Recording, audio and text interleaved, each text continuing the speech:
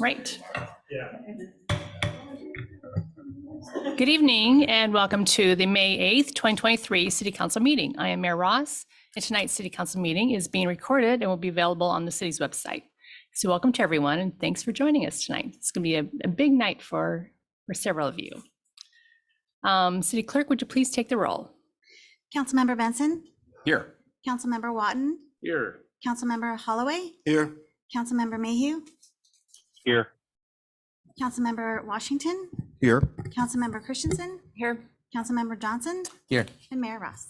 I am here. Thank you, City Clerk. Dean. So council, please stand and join me in saying the Pledge of Allegiance. We'll ask Mayor Pro Tem Holloway to please lead us. I pledge allegiance to the flag of the United States of America and to the republic for which it stands, one nation under God, indivisible, with liberty and justice for all. Thank you. So we now move to our first item of regular business is to approve the agenda. Council may have a motion to approve the agenda. So moved. Second. Moved by Mayor Pro Tem Holloway, second by Councilmember Christensen. Is there any discussion?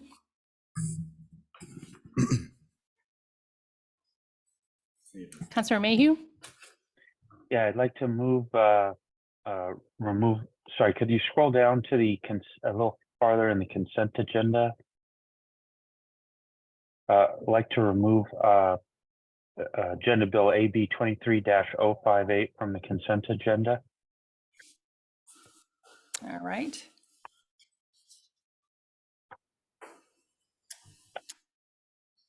Council, any other discussion or comments?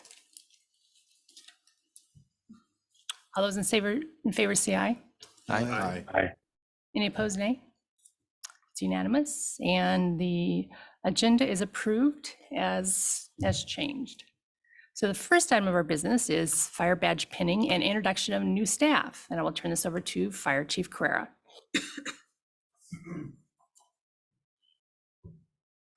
Thank you, Mayor. Good evening, Mayor and Council. It's a pretty exciting evening for the fire department.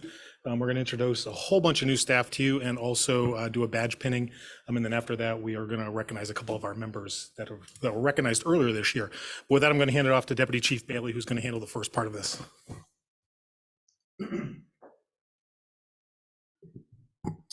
You can always tell when we're here because we pack up the room. All right, so like Chief said, we just want to take a moment to introduce some of our new staff. We've added a few people in the last couple months, and we just wanted to make sure that everybody had maybe a name to the face and recognize them for some of the work they've done already. So I'm just going to give you the names and just a real quick bio for each of our volunteers and then some of our career staff. Probably the best would be when I say their name, if they just want to stand up so they where they're at so they can be recognized as to who we're talking about. So first of all, we have a new group of volunteers that have just joined us. They just started a week or two ago with introductions or with orientation at the fire station. So they're going to be continuing on with their training and just getting started with us. So first of all, we have Kristen Favreau. She is going to be one of our EMS volunteers. Right now, she's working as a safety specialist at Microsoft. She's been EMT just recently this year. She was qualified as an EMT. She currently lives in Kent, and she grew up in Sammamish, so local, pretty close, but lives in Kent right now, and she's here with her husband, so thank you. And then next, we have John Mutaba. There you go. So he works with Human Services up in Everett. He's been an EMT since 2016. He has some prior experience as a Forest Service firefighter, so doing wildland firefighting. And also he was an EMT down in Los Angeles for a few years before coming up here. Currently, he lives up on the ridge. John? We have 3 other new volunteers that are joining us, but as again, this is a volunteer position and it doesn't pay the bills. They are all at work tonight, so I just wanted to just briefly mention them. So we have Colin Kubota, who currently is a security officer and safety lead at the Pike Place Market in Seattle. He's a recent graduate of Seattle University with a degree in criminal justice, and he's living in Seattle right now. And then we also have Josh Fahan Khan. He served in the Marine Corps from 2015 to 2020. He's going to school at Seattle University for criminal justice. Apparently we have a type, to criminal justice. And he lives in Renton. And then we also have Bir Devinder Badisha, who currently works up Snoqualmie Valley Hospital. He's an ER tech. He's been in the Valley though for about 4 years because he started out as a security guard up at the hospital and then gained his EMT a year or two ago through a grant with Seattle, King County EMS. And so then he started working as a started working as an ER tech up at the hospital. So those are 3 other volunteers that are going to be joining us. Again, they just started their orientation 2 weeks ago, and they're going to start going through their rookie books, and hopefully they'll be on the streets doing shifts with us probably in about 2 months is usually the time it takes. So thank you for volunteering. Clap.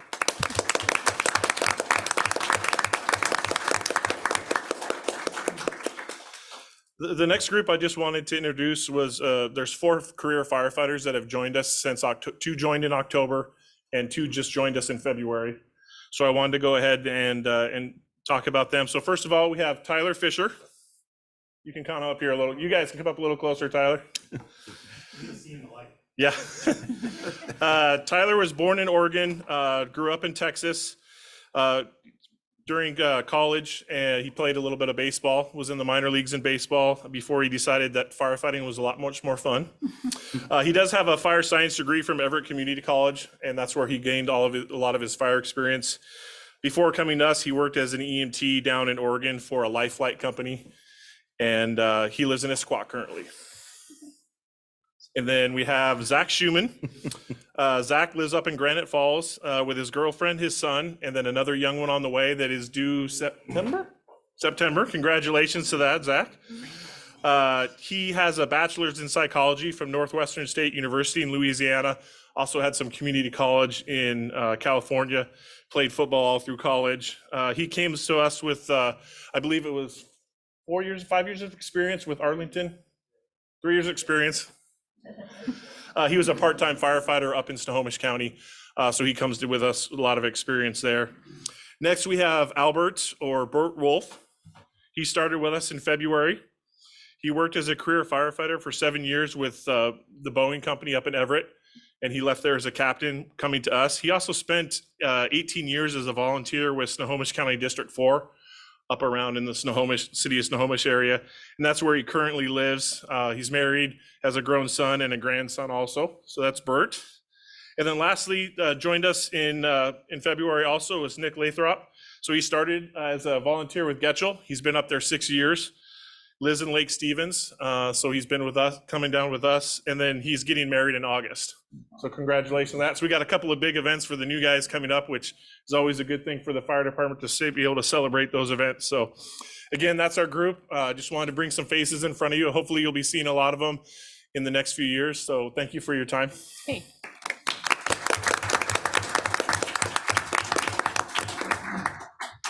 Thank you, Mike. This group of volunteers and our career staff, it's pretty remarkable from a lot of different perspectives, their background, their training, their education, their experience as well. So we're certainly happy to have them on board and getting them trained up so they can start filling in some shifts. But beyond that, I'm gonna bring up Quentin Heath. If you wanna come on up really quickly. So this is a big night for Quentin. Quentin was hired on January 3rd, 2002, and he competed against multiple people for this position and was hired. The fire service is a very competitive line of work, and normally we have upwards of 60 or 70 applicants for each position that we have vacant. So Quentin competed with all of those members and was hired. He grew up in Marysville. He returned to Marysville after a short stint in Sun Valley, Idaho, where he worked at the Wood River Fire Protection District or Fire Department. Quentin describes himself as a ski bum. We're working on the hair. He's holding out on us a little bit more, but we're going to get him there eventually. After some time in Sun Valley, he received his EMT certificate and later came back home to Marysville, where he went to the Getchell Fire Training Academy called GRIT. We've hired quite a few members out of GRIT, and the reason why we like those firefighters is because the program that they have, they come in with exceptional skills, they hit the ground running, and they do really great for us. We've hired quite a few firefighters from that department, and we will probably continue to do so just because of the way the skill set that they have. Tradition in the fire service is to pin the badge on the firefighter 1 year after completion of their probationary period. And tonight, Quentin's mother, Julie Heath, is here, and she's going to handle that for him. She's going to do this honor, so why don't you come on up.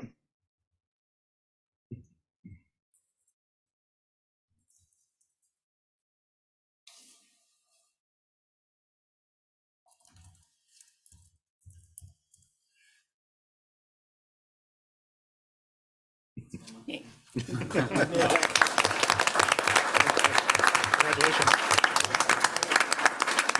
Alrighty, thank you, Quentin. So we do have one more thing we want to do before we wrap up. I'm going to ask Robert Angrosano to come up to the front of the room, as well as Catherine Cotton, a couple of our volunteers. Both of these members were recognized recently at our award ceremony. Robert was given the Chiefs Medal for his efforts during the pandemic.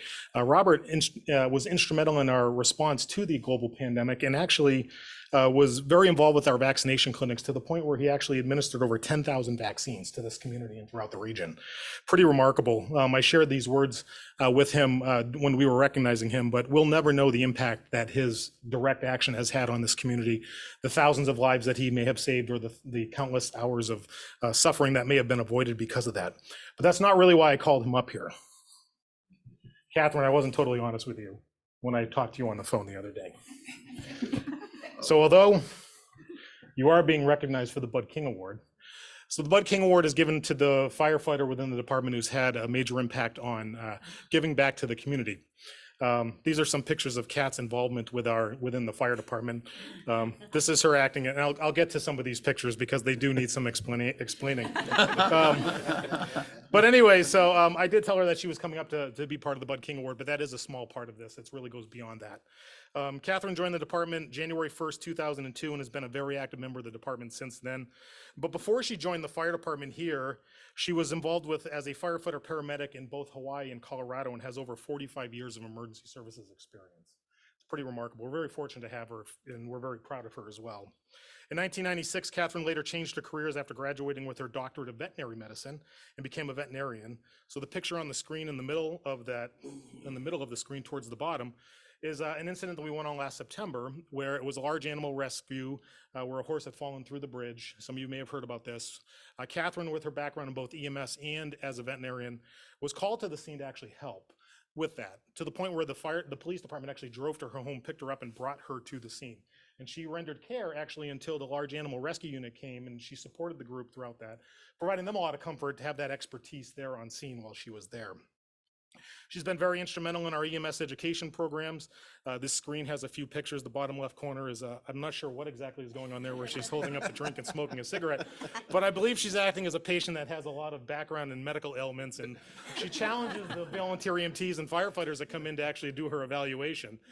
The bottom right corner is with two of our other volunteers, Lori and Chris. You can't see this, but she actually has an abdominal injury. I chose to squeeze that out because it wasn't very good. She actually has, I won't even get into the details, but you can just imagine what may be below that screen line. So she has been very instrumental in our training class. And if from what I haven't seen it, but I've only heard it. If you've ever been near her childbirth training, where you hear screams and screams coming out of the second floor of the fire station and fluids gushing out onto the floor, it really has a long-lasting impact to these firefighters when they're getting their training. Kat has been a key coordinator of the pancake breakfast for many years. She has a binder. She starts this process early in the spring and goes on without a hitch. If anybody who's been to that event and knows how complex it is, she is the person behind all of that effort, ringleading it and getting everybody to do that. She also represents the department on the Railroad Days Committee as well. She goes beyond that in supporting her. She's instrumental in the food drives that the fire department does. She's been part of many charity fundraisers like our birthday parties and Santa deliveries, as well as coordinating the annual awards ceremony, where she single-handedly puts that event together and then puts together about a 20 or 30-minute slideshow to music that has all of the actions and activities the fire department has been going on the year before. So she's been very instrumental in a lot of the things that she does. In addition, and Councilmember Christensen got to witness some of this stuff, although she wasn't part of it. The moulage, where they make up people to look like they're injured victims. Kat is an artist in there, and she actually helps with that when we need her to. She was also part of our DUI drills that we've had for many years. I don't know where she gets her energy, but in fact, the reason why she was here tonight is because she was upstairs as part of the Arts Commission right before this and came on down here afterwards. So you're probably wondering why I just went through all of that. All that list of your resume for the last 45 plus years. So earlier this year, the Washington State Firefighters Association solicited nominations to people to be recognized from the Washington Fire Service for outstanding achievement and work in the fire service.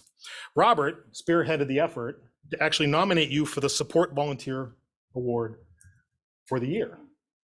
but you didn't get that. I'm sorry to tell you, you didn't get that. The reason why you didn't get that was because when we submitted her nomination, the group that goes over the committee that actually is part of the assignment called us back and asked if we would change it. And what they asked us to change it to is the Lifetime Achievement Award. So Kat, later this month, you'll be going to Wenatchee to receive the 2023 Lifetime Achievement Award from the Washington Firefighters Association. So you are getting that nominated. You were nominated by Robert, obviously, but I can't think of anybody more that deserves this. Your commitment to this community, your commitment to the department on so many different levels is just remarkable. So thank you. We're very lucky to have you on this department. We're very lucky to have you in this community because we are the beneficiaries of all your energy. So thank you.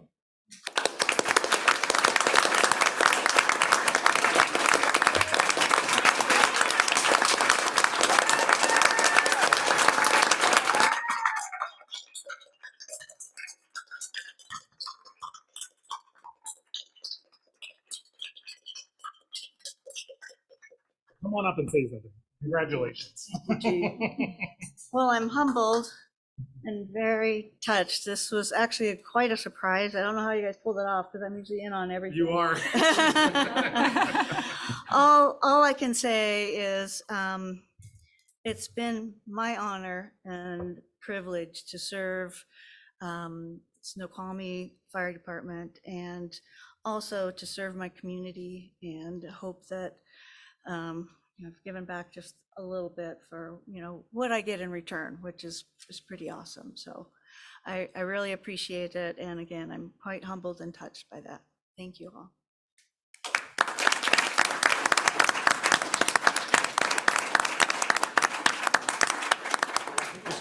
That's okay. Sure, yeah. We got everybody that was recognized today that you want to do. We got some quick photos.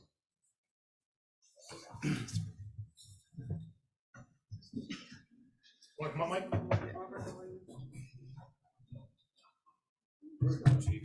We're gonna line up right here in the front. Oh, you need a wide angle lens. Trying to give an even background. You guys can be up. Yeah, there you go. Mayor, do you want to come in? Where would you like to stand? I don't know. Where do you have to sit? How about right there? I'll be the big one in the back. You right on the side. Chair for you right in the front. That way I can hide.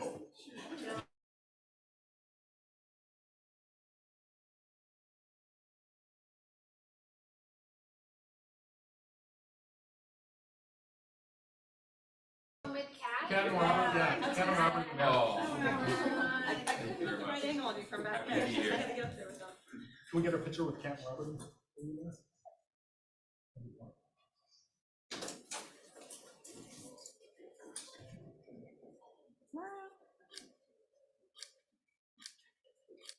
Thank you.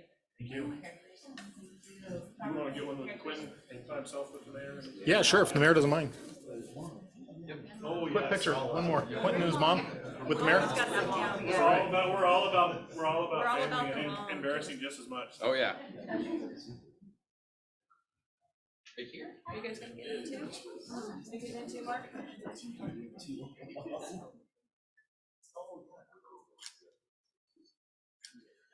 get in too, you guys? All of you?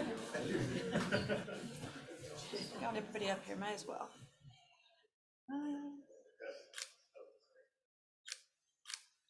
Like, do you need me to say you're not photogenic like the photographer did you? Wow.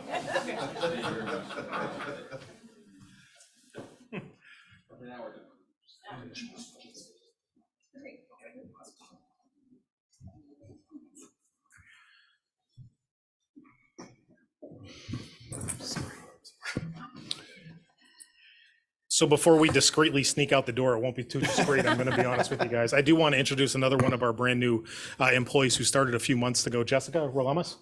Stand up. So Jessica, Tom Monroe was our former administrative assistant in the fire department. Jessica has filled that spot. She's been doing great work for us. She's brand new, started in October. Yeah, and she's been with us since. So I just wanted to put the name with the face when you guys see her around. So with that, we're gonna sneak out the door. Thank you, Mayor. Thank you, Council.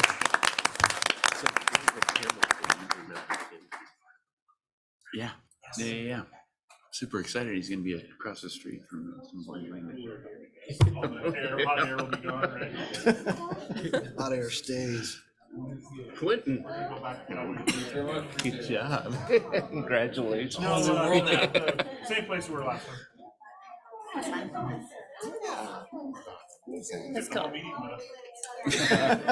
Hi. Just blowing kisses. There's your blood kisses. Kisses. So sweet. All right. Oh, yeah, sure, she should have run around throwing things. Anybody else want to come?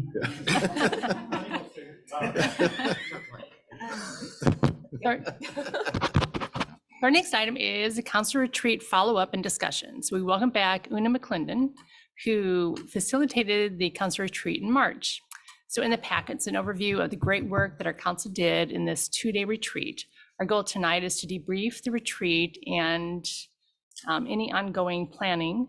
Since the retreat, staff has reviewed the material and provided input on the accomplishments, and we'll be working on developing next steps incorporating the success indicators. So we will support the ongoing discussion towards strategic planning. So we invite Una to come up and go through the material with us. Thank you, Mayor Ross, and good evening, council members. Nice to be back in Snoqualmie. I'm especially excited. That was quite a highlight. I didn't know I was going to come up here and get all emotional, but that was lovely. That was really congratulations to the city to have such great volunteers. So my plan today is to review the packets with you, just refresh your memories a little bit on the work that you did, and have a conversation to debrief the retreat, talk about next steps, and then also to maintain the momentum of your work from the retreat experience. So you should have in your packets, I believe it's on page 4. I'll just take a moment to walk through those, and if I'm understanding it correctly, do you have all of those on your devices right now? So you can scroll as I refer. We're not going to be going in depth into any of the content in them as such, so and they are available as public record. So on page 4, we have the trend analysis. These were the things that you identified were likely to impact the work in the coming years. And page 5 then has the insights and the discussion that you had after reviewing those items. And then beginning on page 6, there are 6 individual pages, each dedicated to one of the council's priority goals. So you can see for each of these, and you'll recall the work that we did. Yeah, there they are on the screen now. So on each of these, we completed a current reality that captured what's in place, what's missing or gaps that we're aware of, and then specific and targeted opportunities and threats. So that was at one side of our work. And then at the other side of the work, you completed a set of success indicators that the council considered would mark progress and show both accomplishment and advancement in each of the areas. And since the retreat, the staff have updated the center column, and it's now color coded so that you can see green items are the items already completed. Yellow items are ongoing and in process. And as Mayor Ross already mentioned, the staff have done a detailed review of all of the priority areas and will be working on next steps implementation. On page 12, if we scroll past the 6 priority goal areas, I have again compiled the success indicators that you identified. Yeah, and these ones are showing, these are all on the same page so you can see them together. And for each of the priority goal areas, we have the ones that you felt or the community would be most pleased to see, which are the ones in bold, and then the ones that you individually held as priorities have the yellow stars. And you can see there's quite a lot of overlap between those in every one of the goal areas. And then finally, as part of the council's work on their priorities, page 13 articulates the values or criteria that influenced your individual choices there. And you may recall there was quite a interesting conversation and a robust conversation there about how valuable you find that to be.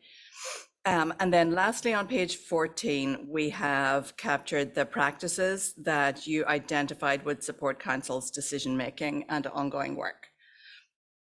So those are available to you to review further, and the conversation we're going to have now is just to really capture, discuss your recollections, capture the benefits or impacts of the retreat, and see what is indicated in your opinion as next steps.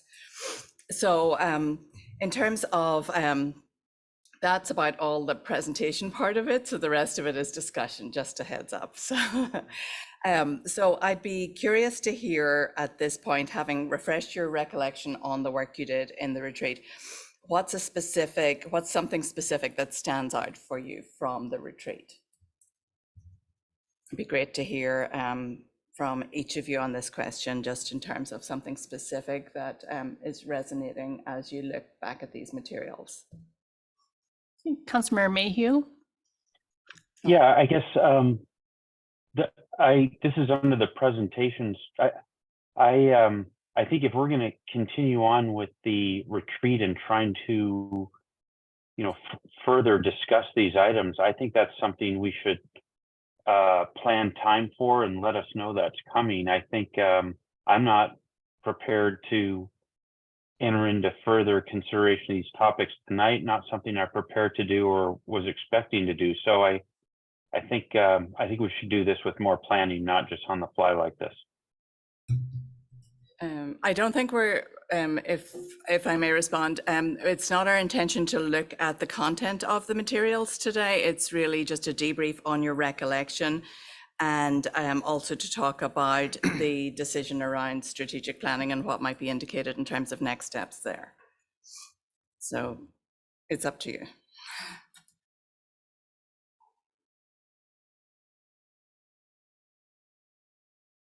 No, but Mayor Pro Tem Holloway. how do I phrase this right? He at least brings up a good point that, sorry, cold. He does at least brings up a good point that we really ought to find opportunities where we can discuss this in that further detail and keep moving these things forward, as opposed to, we had a retreat. Oh, good, life goes on.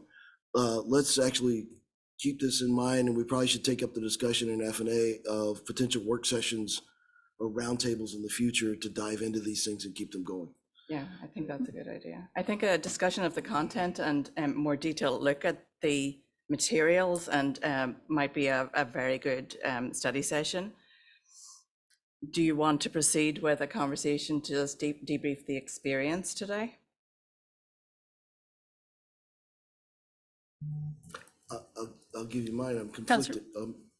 Councilor Benson. Yeah, I read through the your presentation earlier today and was reminded of the good work that happened at the retreat, and I think a tool like this that we can refer back to and talk about the things and recognize the things that we all share and maybe argue about one point or another. This is a really helpful tool for us to use in our further discussions, I think. Good. Yes, it's my pattern to always document your work. It's not being interpreted or synthesized or, coalesced in any way. It's well done. I think this is going to be a really helpful tool for our future discussions. Mm-hmm.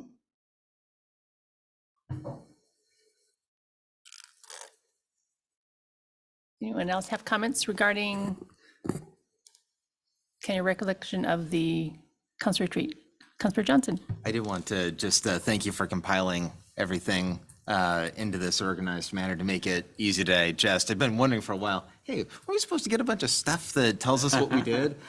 It was all starting to get a little bit fuzzy in my mind. So I do appreciate that. It was done in a very timely fashion. However, I was not available to come up 2 weeks ago because my mother was arriving from Ireland. So she came first. Okay.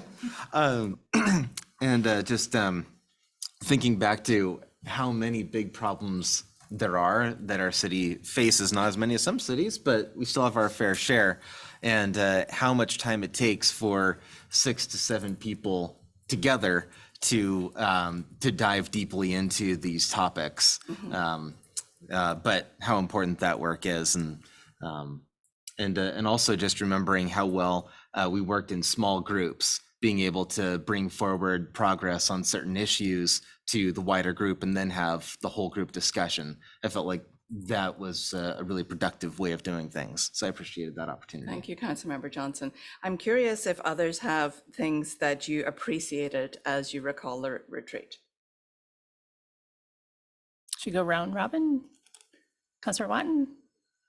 I think it's really good having all of us spend a lot of time on these issues so we could dive deeper into it. I think the question is, how do we put it into implementation, and how do we prioritize? Because obviously, if we look at just any one of these topics, like bolster neighborhood livability, and we've got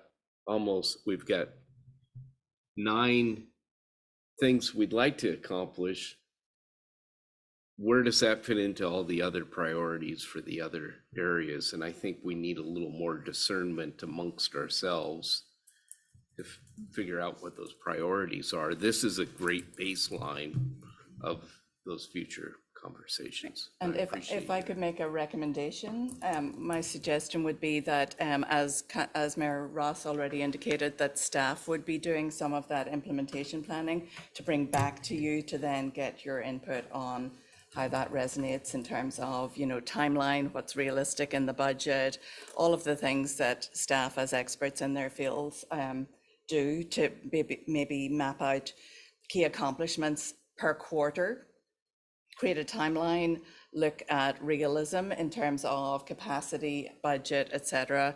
Some of the work that is ahead may well be budgeted already. Some of it may still need to be authorized, but that would be something that I think I would defer personally to staff to do, which would give you an opportunity for another conversation. And that's my recommendation. I concur. Sounds good.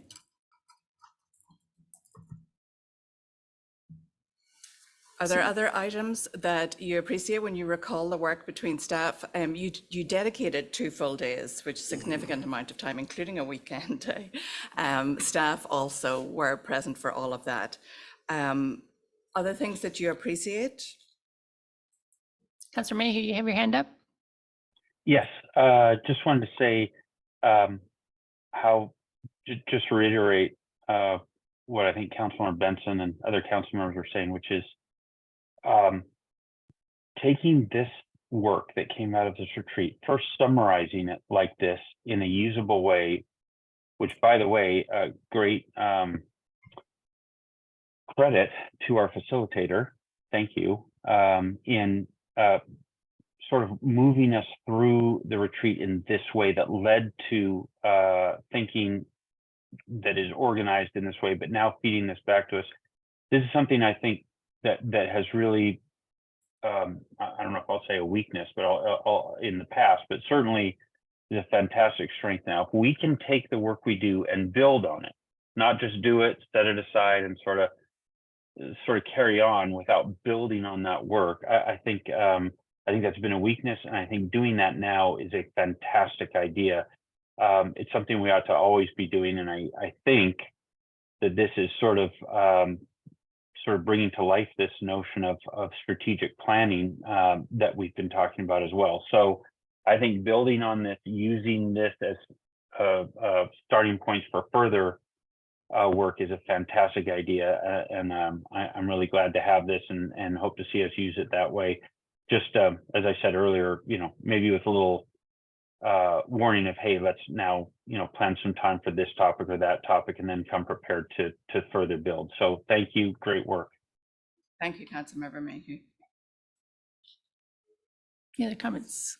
Councillor Christensen? I was really impressed by how you were able to help guide us through being remote as well. It added like a fair bit of complexity, and I really appreciate how I was still able to be included in the small groups and just how you were able to distill down and clarify all of these different points as we were going through and really show us how much we had in common in the positions and the values that we had. I thought that that was really helpful to walk through at the time. And then, as other council members have mentioned, it's very helpful. I also in particular loved the one-page summary that just talked about how basically a framework and lined it out bullet point by bullet point. I thought that was really helpful. I would actually love to see that somewhere posted, right? Because I think that is very helpful.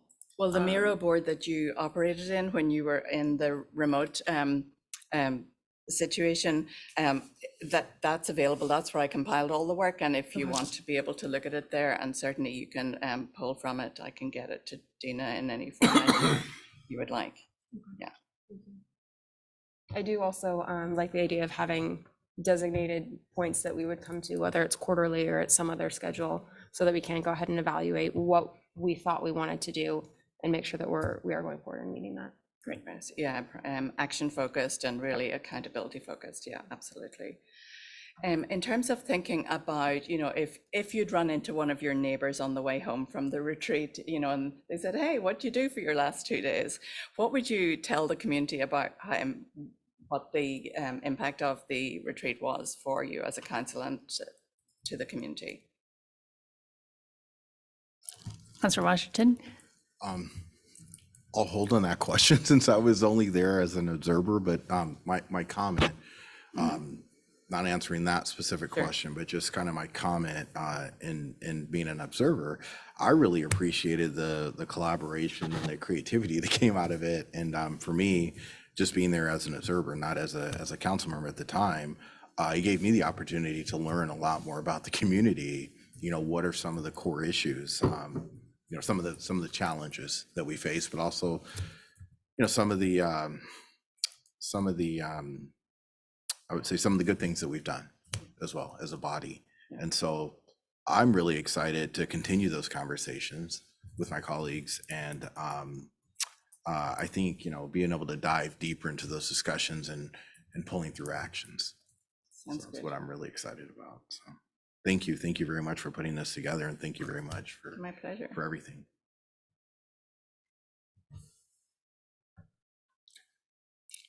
Mayor Pro Tem Holloway? So I'm kind of caught between the dream and reality. We've said what we want the dream to be.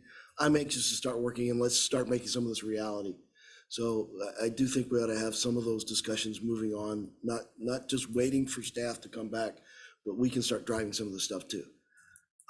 Second, I think it's been very appropriate that this slide has been up during our conversation. Because if we don't act as a council, we won't get these things done. And these are the norms under which we should act as a council to get these things done. So keep those in forefront. Let's try to aspire to those aspirational notes there.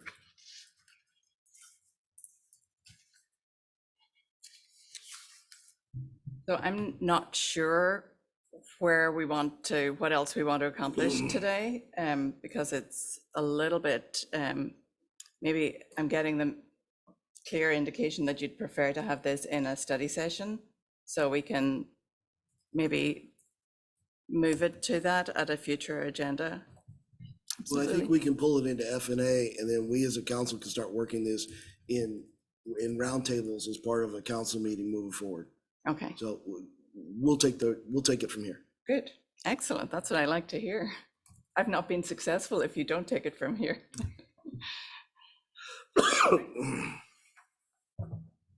So any other comments we have for Una? Thank you. A pleasure. Thank you. Sure, it was Thank nice you. to be back. It's always, I've seen your work numerous times. It's always interesting how you take all these sticky notes that are thrown at the wall, categorize them, and then coming up with, actually what our goals and objectives are. And things to work on. So it's very impressive. So Well, actually, you give me far too much credit because it was you who did the work. So I just moved things around where you told me to. But yeah, process was great. So excellent. Glad to hear it. Appreciate that feedback. thank you. Any other questions or next steps? It's like Mayor Pro Tem Holloway He's ready to. yeah, he Okay. chairs F&A, so Excellent. Well, Ready for nice it. to be here with you, and I appreciated the opportunity to see you all again. thank you very much. Thank you. Thank you so much. Emma.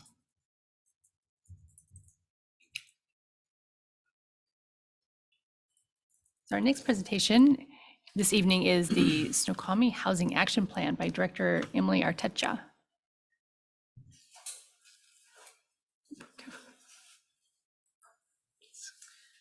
Yes, good evening, council members. Emily Arteche, your Community Development Director. Tonight we have a special guest from our consultant team, Matt Covitt from LDC. He is here to give you an overview and preview of our final draft of what we're calling the Housing Strategy Plan, although it's still labeled as the Housing Action Plan on your agenda for tonight.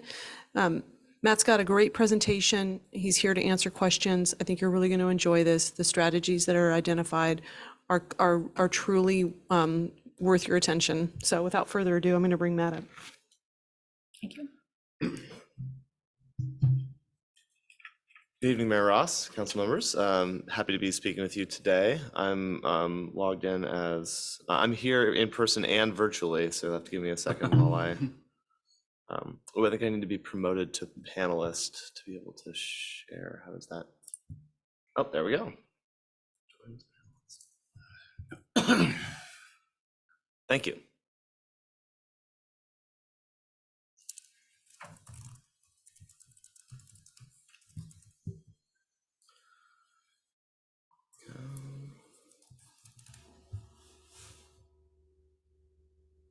Thanks for the reminder, Emily, about the change from action to strategy. I actually just changed that in the slideshow, so this is hot off the presses. So again, my name is Matt Covert. I'm with LDC. We've been working on the Housing Action Plan, and we're involved in the Regional Housing Needs Assessment process dating all the way back to kind of last fall, last summer and fall. And we've really been spending this, especially since we kind of came up with the first draft in February, we've really been spending the last few months refining ideas, having additional discussions with the Planning Commission, with staff, trying to get all this right. I'll also add that we're working with the city on the Middle Housing Grant Program and the comprehensive plan. So we are kind of starting with the germ of these ideas in the Housing Action Plan, and things are going to get more specific and more, when you get to the comp plan and the development regulations, more and more kind of regulatory and enforceable. And but the housing strategy plan is really linked to this idea of what are the needs and issues in the community, and what are some different ways, tools that you have at your disposal to try to make progress on them. So the implementation of these ideas, nothing in here is regulatory. This is just a reminder. And I'll go through some of that as well when we talk about this, but nothing in the housing strategy plan says you have to do anything. Really, what your ultimate endorsement of the adopting the housing strategy plan is the council saying this reflects our thinking on housing right now. It's not necessarily saying that the down and dirty details of every specific action, if and when it eventually gets passed as a comp plan amendment or as code change, there will be plenty of opportunities to to hone in on those details as you go along. It's more of a we think all these ideas are worth considering given where the city's at. So as I mentioned, we had a discussion at Planning Commission and Community Development Committee joint meeting in March, and this is the kind of the presentation of the we call it the final housing strategy plan, but it's really the first draft of the final, because there's still opportunities based on feedback from all of you to make some final edits and changes. And if there's any language or ideas that you think we need a little more expanding upon or removal, we're game for that. So I just wanted to put it out there that this is the final housing strategy plan, but there's still, we've still got a month and a half to make any changes as needed. So this will come back at least one more time for a vote on adopting a resolution adopting the housing strategy plan once we've taken all your feedback into account. And I'll just also mention that this is very important because you're entering into the comp plan update. We've already kind of kicked off work on this, and some of these ideas in here, some of the options that we kind of studied and wrote about in here are things that you'll need to consider as part of the comp plan update. So it's a really nice kind of transition from the germ of the idea to actually implementing it in the plan and the development regulations. This evening, I'm just going to go very quickly over a reminder of what this is and what's contained in the housing strategy plan. We'll talk about the draft actions and strategies, and plenty of opportunity for you all to ask any clarifying questions or offer feedback on what we've gotten here, and then kind of wrap up with just what you'll see in the final in terms of the implementation schedule, and that'll be based in part on feedback we get from you, and then any additional questions overall on housing, since we will be working on housing issues with the city for the next year and a half. So just as a reminder, as I'm sure you recall, Snoqualmie was in a joint regional housing needs assessment group with 3 other cities in the valley, North Bend, Carnation, and Duval. And the FCS group that did the regional housing needs assessment spent kind of last summer and fall doing that work. And then all the cities got to go off and do their own housing action plans, the name of the grant program. And that's because every city is different. And, even though there's housing problems that transcend, that cut across all 4 cities and obviously all across the region, every city has their own unique circumstances, issues, approaches to solving these problems. So we've been working for the last 5 or 6 months to really hammer out some good ideas, options worth considering for Snoqualmie, we think. We did in-depth interviews with a lot of stakeholders in the community, including Councilmember Watton. Thanks again for speaking with us. And came up with this menu of tools that the city can consider to use to address housing needs. And just, I have also repeated it on here, but we're also kicking off the comp plan. We're also working on this middle housing grant program. The state is, there's communities are kind of awash in money from the state right now to do planning, which hasn't happened in like 20 or 25 years. And it's a really great opportunity to really solve some really difficult housing issues that are, in many cases, transcend the whole region, but some are also very specific to Snoqualmie, which I'm sure you are all aware of. We are at the final housing action plan, housing strategy plan approval adoption process, which kind of stretches roughly from March to May. If it needs to stretch into June, that's totally fine. The only requirement of the Commerce Grant is that the city has to take action on a housing action plan before June 30th. So we've still got a little bit of time. Wanted to have this, check in with all of you. Any question on the overall project before I start diving into some of these ideas? Thank you. I think, Jim. Okay, did we have a question? I'm sorry, there was an online question. Councilor Mayhew? Yeah, just a quick question. When you said just a moment ago that the city needs to take action on the housing action plan, when you said needs to take action, what did that mean? That just means that you consider a resolution to adopt the housing action plan. Got it. Thank you. So it doesn't have to be any outcome in particular. Obviously, we hope it's adoption, but that's ultimately up to you. And it's really just the legislative process has to have occurred by June 30th to get the grant dollars from the Department of Commerce. Got it. Thank you very much. You're welcome.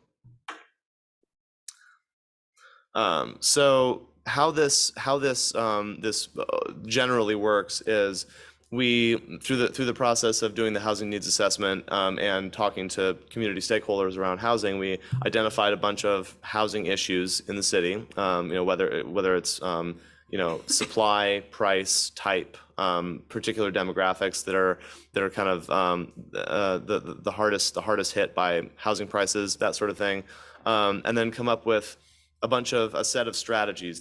Think of these as kind of the buckets into which a bunch of different specific actions fall, and they all kind of are trying to accomplish the same overall objective. So we've got 5 different strategies, which are these strategic objectives, and then specific actions that the city could consider taking, or kind of a menu of actions the city could consider taking for each of those strategies.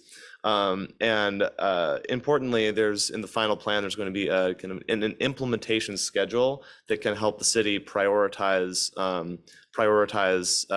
some of these issues and get them, take care of them in bites that make sense for the city. Like I said, nothing in this is committing you to adopting any particular regulation, code change, program, you'll be happy to know that with this long list of things that you don't have to get it all done next year. So you should be happy to know that. The housing strategy plan does not require any regulatory changes, but many of the strategies and actions will assist with comprehensive plan update. So this in and of itself doesn't make you do anything, but as you go through the comp plan process, we hope that you'll find the groundwork we've laid here helpful.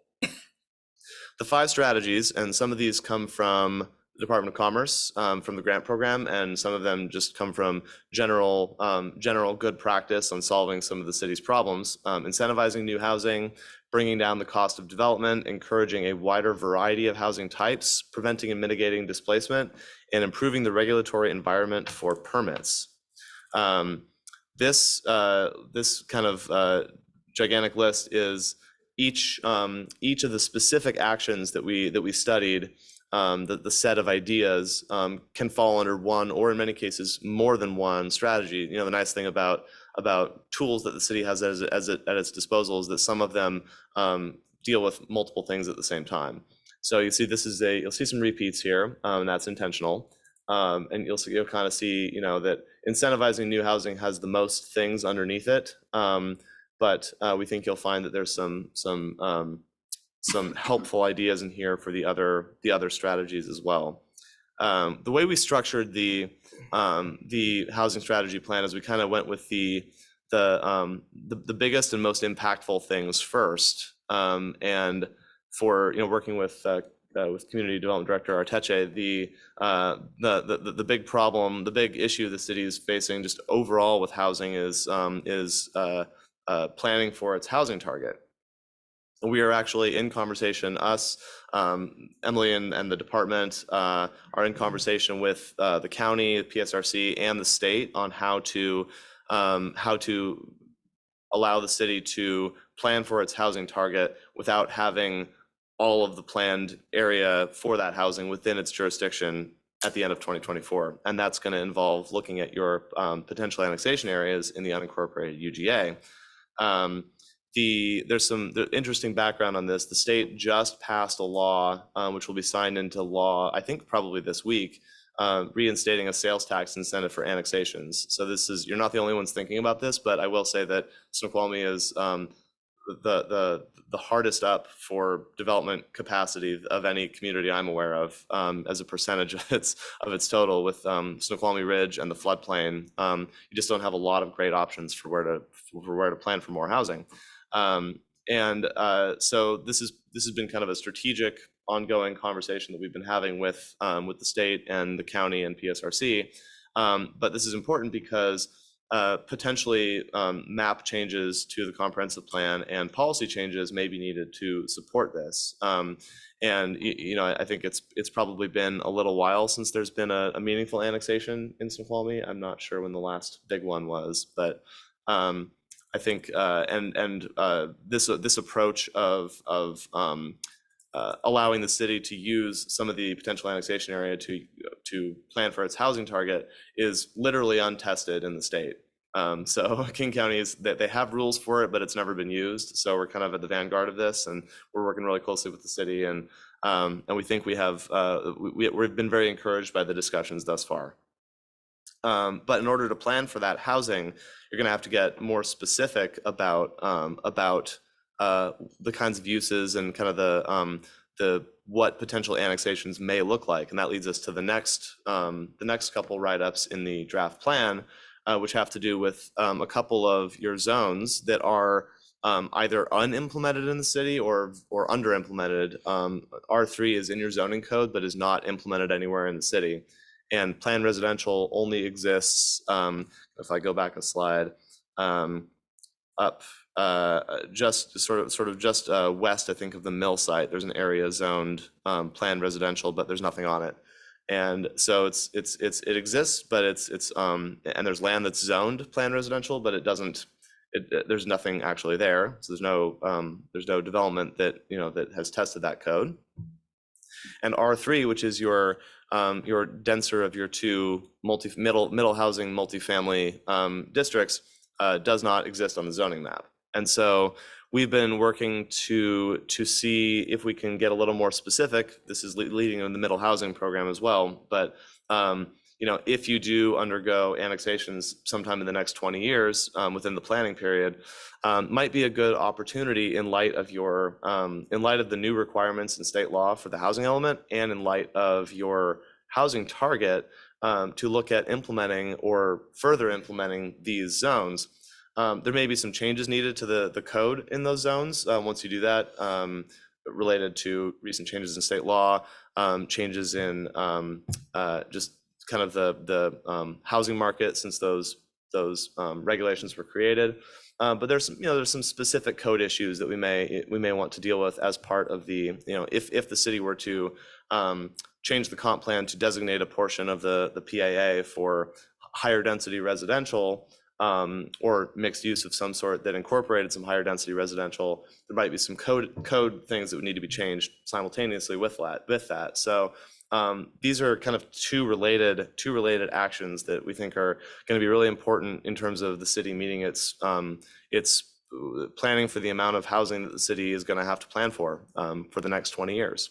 So I know these big conversation starter here. Annexations, who wants a bite? So I'm going to stop right here. If anybody has any questions about these two, I can write the notes in the presentation. That way, when we go back and make edits, I've got them right here.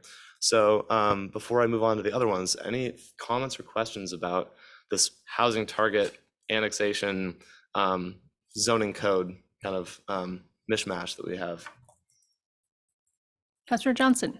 Yeah, as I was reading through, I do appreciate the list of items that we can pick from, but there were just some specific things, and perhaps you just needed guidance to know, should I spend my time going into the specifics of this before going into it, or what? But a few things that stood out to me for the R3 zoning for residential. One of our big problems is we have this giant floodplain in the part that's not on the ridge. And my understanding, which is a little fuzzy, but that I like a little clarity on, is how you can't have residential on the first floor, but you could have, say, commercial on the first floor and then housing above. And, is that something, to what degree of the floodplain would we want to incorporate that kind of building when most of it is currently zoned as R1? And then outside of that, we have the ridge, which currently is in a mixed use final plan that has kind of some issues there as well, that I think I'll touch on in just a second. But yeah, basically, what do we do with the floodplain? What can we do? Yeah. And what are kind of some suggestions given the needs of our city, its unique geography, the historic downtown, not messing with that to ruin that vibe for tourists and all that. What kind of areas of the floodplain would be best for us to look at? So kind of just getting into more of a specific there is something I'd look for. Yeah, that's a great question. So development. You don't have to have an answer right now. Yeah, I appreciate that. Yeah, the floodplain is a very interesting situation. So the city does have a little bit of capacity in a zone that encourages a mix of commercial and residential. It's only like 3 or 4 lots and they're reasonably small. So you've got like 130-ish units of capacity in that. Form-based mixed use is the name of the zone, which is exactly what you're talking about, residential above, which helps with the base flood elevation for sure. One of the issues that you run into in the floodplain, and Emily, correct me if I've got my figure wrong on this, but is that if a site is currently developed and it's in the floodplain, if you can't get a building permit if the permit is for a 50% increase in the improvement value on that lot. And so that kind of makes redevelopment. So you do have some vacant sites like parking lots and things in the kind of in the older downtown that definitely do have some capacity, but redevelopment is pretty limited. And so we think that things like ADUs might be your best avenue towards capacity and this form-based mixed use limited amount, because an ADU on a large older home is not likely to trigger that 50% threshold, and it does represent capacity. It's kind of gentle capacity. So that's kind of my first reaction to that. The Snoqualmie Ridge, the master plan mixed use thing is a bit of a different beast, because I know the city has to at some point incorporate the master plan regulations into the zoning code, and currently it's all just one zone. And kind of how does that look? Well, one of the ways that might look might be the R3 and planned residential zones, and so it's not. I'm not just saying only do R3 and planned residential in the potential annexation areas. There may be opportunities to use those in portions that are undeveloped portions of the ridge, for example. There's a few parcels left that are not developed, but in terms of down in the floodplain, those might not be the best bet, just because there is some capacity in a mixed use zone downtown already, and the redevelopment potential is very limited because of the floodplain regulations. I think the 50%, isn't that applied to floodway? Is that floodway or Versus, is that floodplain? and I think floodplain you can build as long as the first As long as floor the- is commercial. But I think floodway is, you can't do the, Okay. Well, like I said, I was a little fuzzy on the details of that, but I knew it was something along those lines. And then you for that similarly on clarification. the ADUs, then in the floodway, floodplain, whichever one it is. So if that would be essentially a residential unit that would be there on the ground floor, is there some size limit where it could be small enough that it doesn't trigger any concerns, like it's the size of a shed, or do we have problems of having ADUs as well? Yeah, I mean, there may be some kind of accessibility and constructability issues, because it would have to be, if it's not on the second floor, it would have to be above base flood elevation, and so there's some accessibility and just kind of constructability issues with potentially some sites depending on their location. Maybe like carriage houses. Potentially. Yeah. Potentially. Any other questions about this? You have one other. Councilor Johnson. Thank you. Yeah, I was going to bring up the annexation thing, but you talked about the issue of the buildable land. So great, just keep digging into that to give us a little more specifics on what can we do then, given that we can't build on all of it. I will tell you, just yeah, in terms of specific numbers, since we've actually gotten a little more specific, Awesome. is that right now, based on some additional capacity that we've identified, potential additional capacity we've identified within current city limits, stuff that the county didn't have in their records from Snoqualmie Ridge, you're looking at probably having to accommodate somewhere on the order of 500 housing units in the potential annexation area in some form over the next 20 years, which is, I mean, given that your target is 1,500, that's not, it sounds more reasonable, doesn't it? It sounds a lot friendlier than 1,500. So, yes, sorry. Yeah, and then the other thing I wanted to get to is about creating partnerships. I saw a couple of examples, which was helpful, but I'd like to see more. Like, who else can we partner with, and what exactly would we do with those partners? What is it that they specialize in that we could talk to them about? Yeah. So just a little bit more. I saw like 2, I think, in the little list, and said, hey, here's some folks. But yeah, just a longer list, and then what specifically do they do would be really helpful.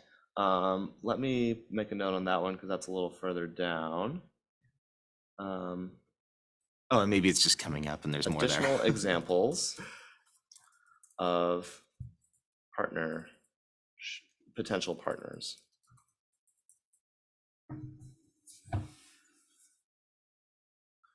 I like taking notes in real time because then you can tell me if I've misconstrued something, which obviously I don't want to do. Yeah, thank you. You're welcome. Yeah, so examples of that while we're on the subject might be one of the issues that came up time and time again in the interviews was about the severe shortage of senior housing in the whole valley. And so for folks wanting to, who maybe can't stay in their home anymore, but want to sort of stay in the community, there are very few options for them. And so organizations, whether it's the senior center that's building an affordable senior facility up in Carnation, or assisted living facilities that specialize in certain types of care, there's opportunities for the city to start building those relationships with those kinds of providers. There is a city-owned property on Snoqualmie Ridge Parkway in kind of the Kimball Creek crossing area that might be, if the city were to build some partners with affordable housing providers or service providers like senior providers, that might be a good opportunity to kind of put out an RFP like, hey, we're looking for specifically for a low-income senior kind of, and we've got this land available, and here's what you can do with it. So that's an example. Thank you. Are you talking property on that side of the parkway or this side of the parkway? Closer to this side. I don't have a map up. It's down by the Habitat. Mayor Pro Tem Holloway? Sorry. I think it's right in that area. Yeah, right by the Habitat. It's just really vibrant. Oh, wow. Is there a rainbow? Yeah. It's just really bright. Excellent. Really bright. Beautiful. Squirrel. Councilor Vincent?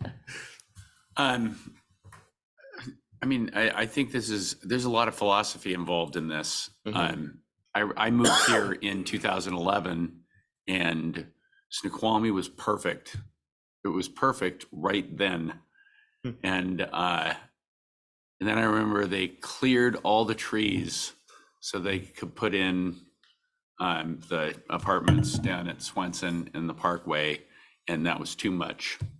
And then they cleared the trees to put in the Safeway, and it was too much. And I wanted things the way they used to be and all that, which is a crotchety way to look at your city. And you have to understand that there are people who do need housing, absolutely. And the state is saying, we want you to cram in 1,500 affordable housing units in your city. And for me, the question becomes, well, we can't do that, because even if we did do that, let's say we did do that, it wouldn't be Snoqualmie anymore. It wouldn't be our city anymore. It'd be something different. And, what do we lose by cramming in as many dwellings as we possibly can in every nook and cranny in our town? One of the things about this city is the open spaces. It's nature, and I know that there are ways to build in ways that honor that. But I think the state can say all they want, that we want you to magically find space for 1,500 units or 500 units or 100 units. How do we mandate that somebody builds those? The state doesn't give us the tools. We found with the mill site, the state doesn't give us the tools that we need to make affordable housing an option for builders. It's insufficient what they give.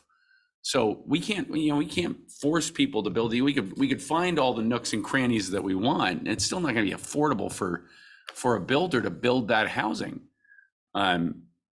So the philosophy that I've heard is you got to tax or you got to develop.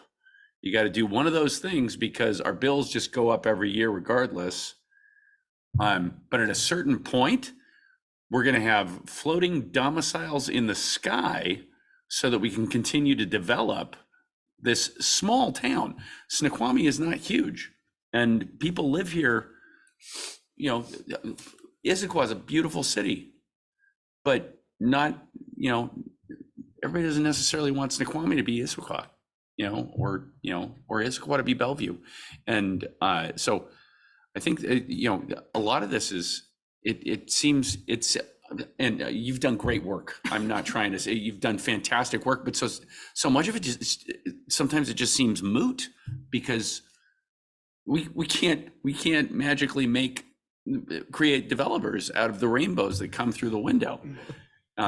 So, okay, that's all I had to say. Nothing particularly valuable. Sorry. Councillor Johnson? The rainbow faded while you were talking. I have that effect. Yeah, I certainly appreciate that, and I agree. Certainly, especially when we were up of 1,500 or whatever it was. It can't happen. We don't have the space with the floodplain and the ridge way that it's currently both zoned, the mixed use final plan, the ROA, et cetera. There just wasn't a spot for it.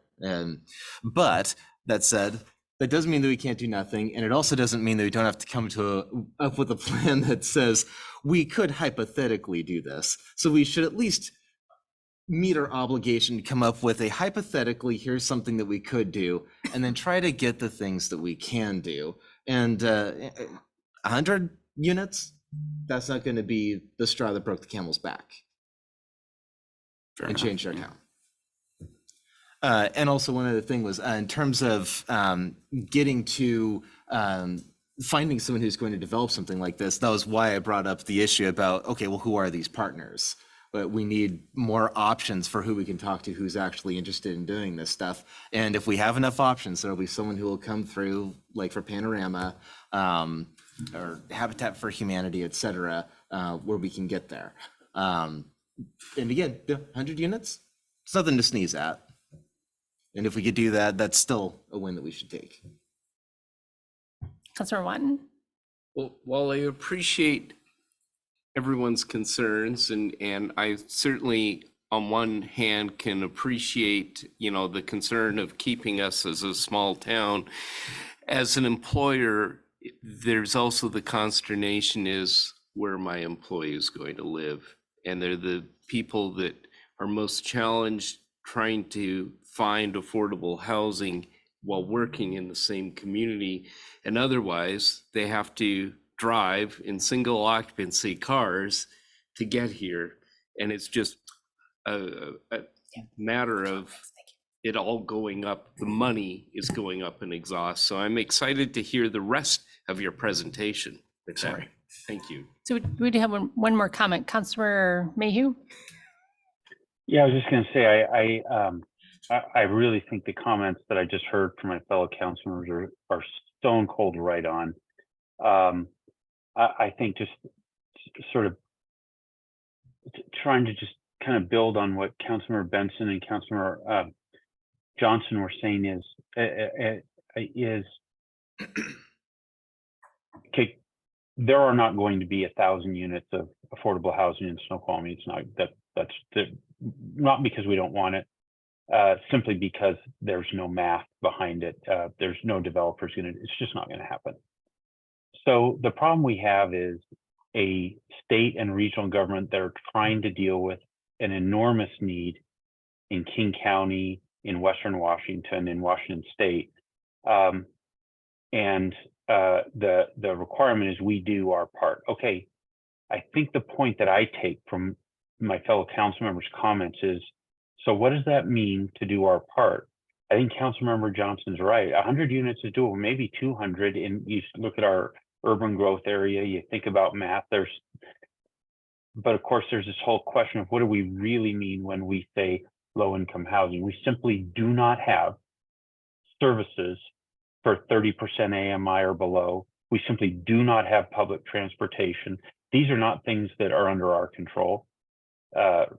Regional transportation is Metro and the Sound Transit Authority. There's only so much we can do, but fine, we should do what we should do. But I think the point here then is, as we move forward with this strategy, with this housing, is what can we do? What do our residents see as things we can do can we educate our residents as to the need and have the community coalesce around what we want to do in Snoqualmie? And I think this plan, as far as it is right now, is absolutely, or the strategy document is fantastic. But there's so much work to be done here on things like what Councilmember Benson was calling out, which is, okay, what can we do that our community will view as within sort of the boundaries of what is our community fine? We know we have to change. What are they willing to do? And then we, the council, must find a way to do that. So I think that's our next step, is finalizing this strategy, but then there's so much work to do because this is very far from what's actually going to fly, either economically with developers or with our community. So there's so much work, and I really want to see us get into that work. And I know that's a big part of what we'll be doing as we go through the updated comp plan. But there's so much work in this area. So this is just a starting point, but these things that we're seeing, that they're not going to happen. Our community won't tolerate it. There's no math. So we got to figure out how to get to what can happen.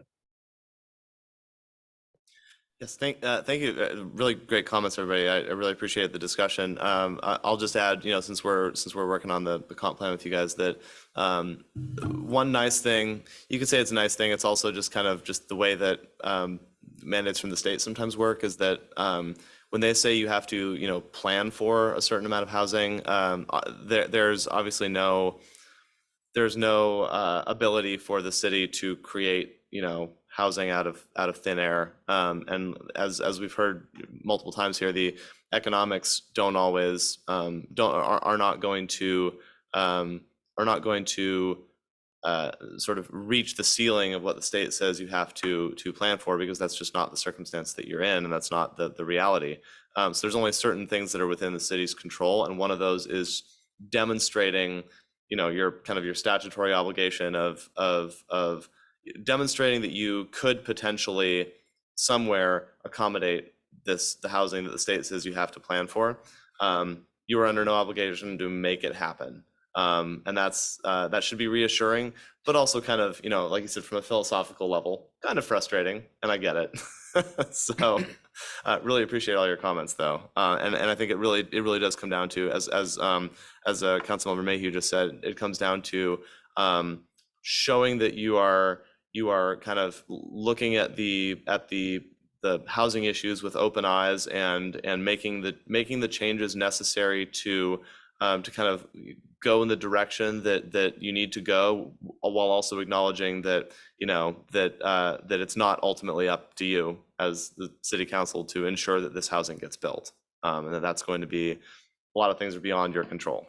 So a couple more specific things in here. So the mill site was mentioned. I know that the multifamily tax exemption, the city's got an agreement. Has that been formalized, the agreement, the multifamily tax exemption agreement for the mill site? Okay, it has been formed. Okay. And so one of the things that we looked at in here is, if we're looking at using that R3 zone, or using that planned residential zone more in the existing city, or in the potential annexation area, is potentially expanding the use of that multifamily tax exemption tax credit to try to incentivize more of units that are more affordable. Getting under 30% AMI is still very challenging, and most MFTE programs are kind of in that 50 to 80% AMI range, but that's still a very large need in the community. If we talk about workforce housing, that's 50 to 80% AMI a lot of the time, because the AMI is shockingly high every time I look at that number. So things to consider, and I talk about this in the strategy write-up. Things to consider if you're talking about expanding it. Reduce the term length in some circumstances, under the length of time under which a unit must be affordable. Ways to incentivize whether it's like a fast track process for projects that use MFTE, changes to design standards flexibility, reducing fees. There's different ways that you can incentivize projects that use this beyond just them getting the tax exemption. So if there's something particular that you're looking for, a particular income level or a particular type, whether senior, low-income senior housing, for example, using other tools in your code and in the city to try to incentivize the types of multifamily tax exemption projects that you want.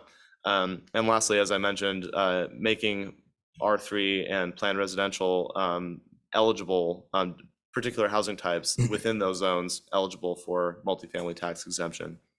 Any questions on that one?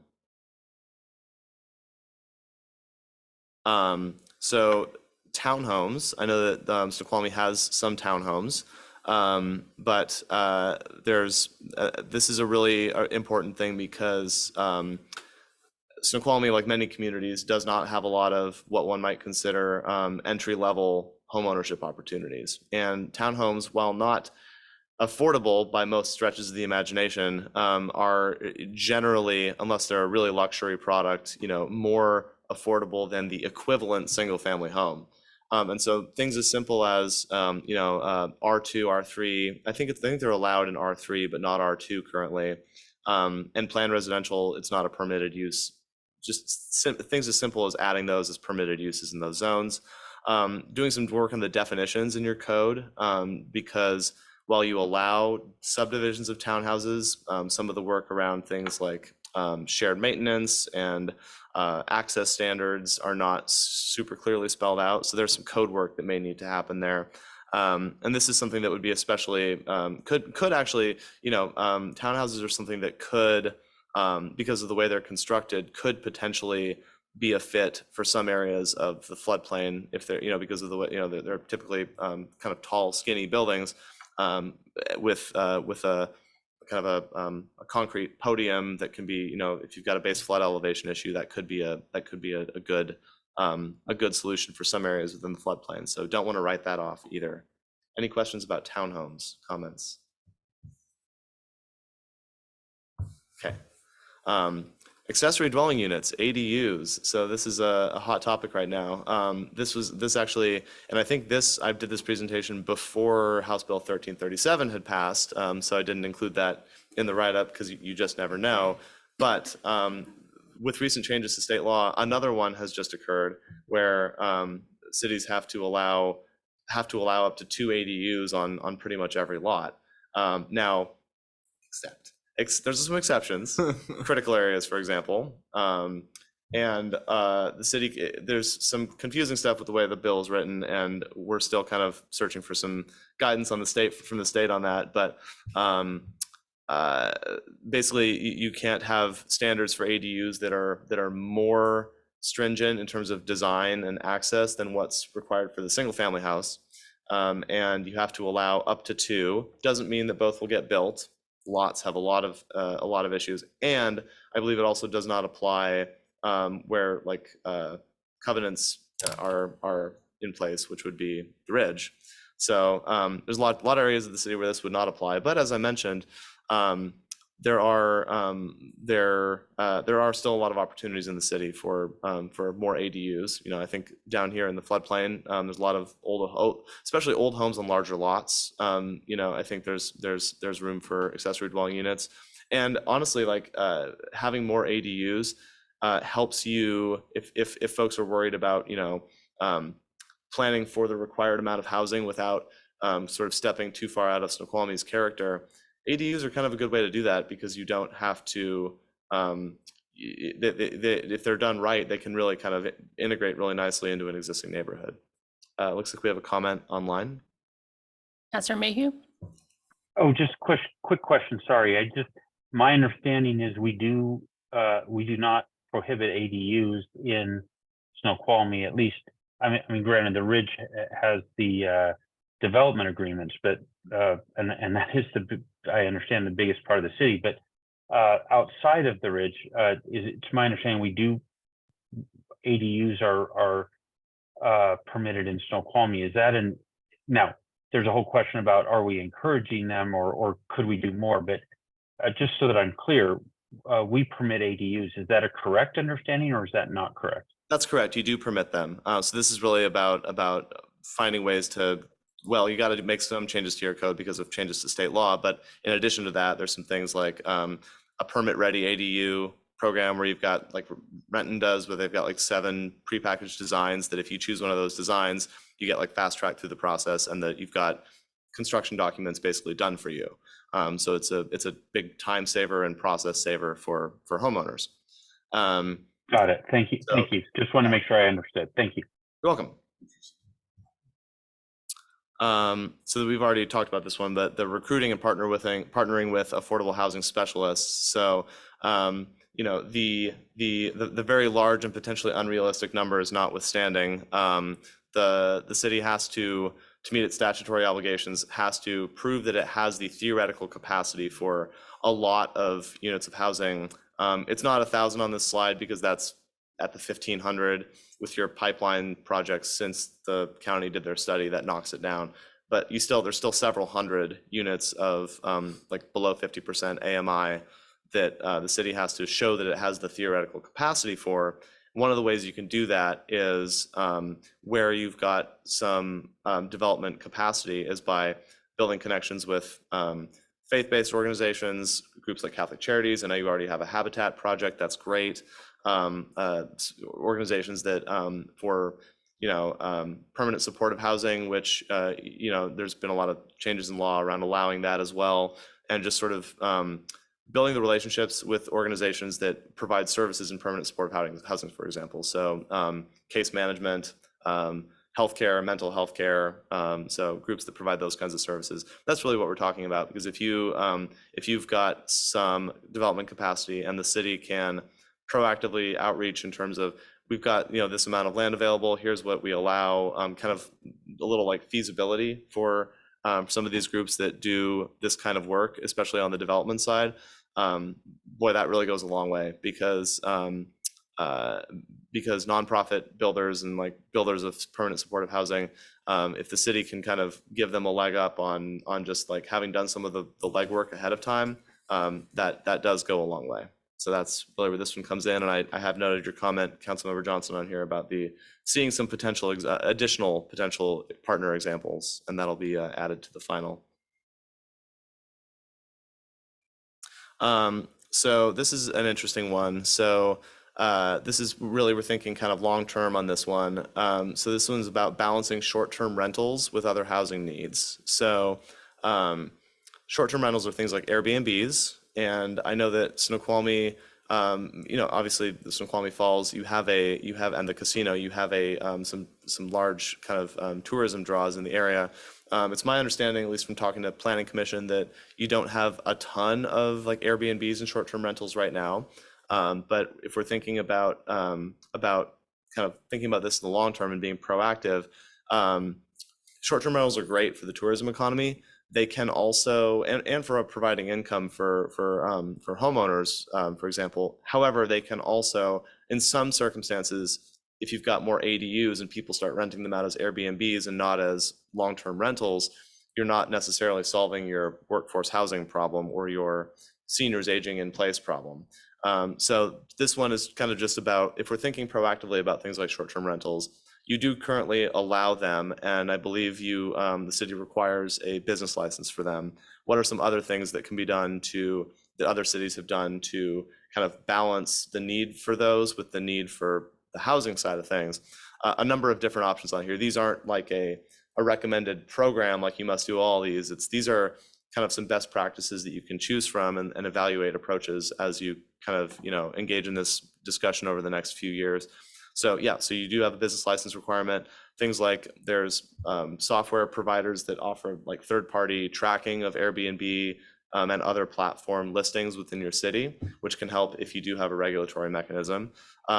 Limiting the number of short-term rentals that can be licensed in an individual's name. So that doesn't necessarily, that doesn't hurt the like single homeowner who wants to have a short-term rental, but it does limit the ability of larger private equity firms or something from buying up a lot of homes and renting them out as Airbnbs. So it's a way of kind of guarding against some of that. You can also consider capping the total number of new short-term rentals. So you can like grandfather in existing ones and sort of do a cap that you could adjust over time. And then other options include requiring the owner of a short-term rental to have their primary residence on the lot where the short-term rental is provided. It's an accountability mechanism, and just in terms of ensuring that problems get dealt with and maintenance gets taken care of. So these aren't things that hopefully will discourage too many short-term rentals, but it is kind of a balancing act, right? If we're talking about, we want more ADUs, we want more downsizing options for seniors, those are often good candidates for short-term rentals as well. So just kind of balancing those competing priorities, which is something that that you may have to do if short-term rentals become more of an issue in Snoqualmie. Any questions about that one? I know it's getting late. This is an interesting one. So this is one that Community Development Director Arteche and I discussed. So this was not in the draft housing action plan, but we're contemplating it, including it in the final housing strategy plan. Is rentals of rooms in existing homes. And this may sound kind of counterintuitive, or it may sound kind of intuitive, like, well, of course people can do that. And it's largely unregulated. However, there are some issues to consider.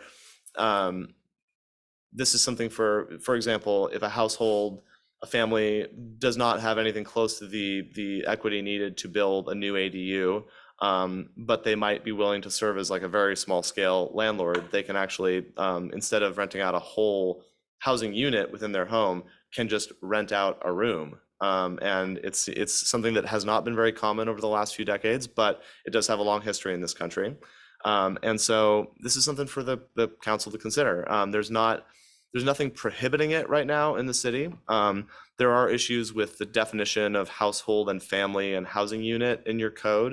And this is something that other communities have wrestled with right now. Actually, the city where I used to live, Madison, Wisconsin, is actually debating this exact issue like right now.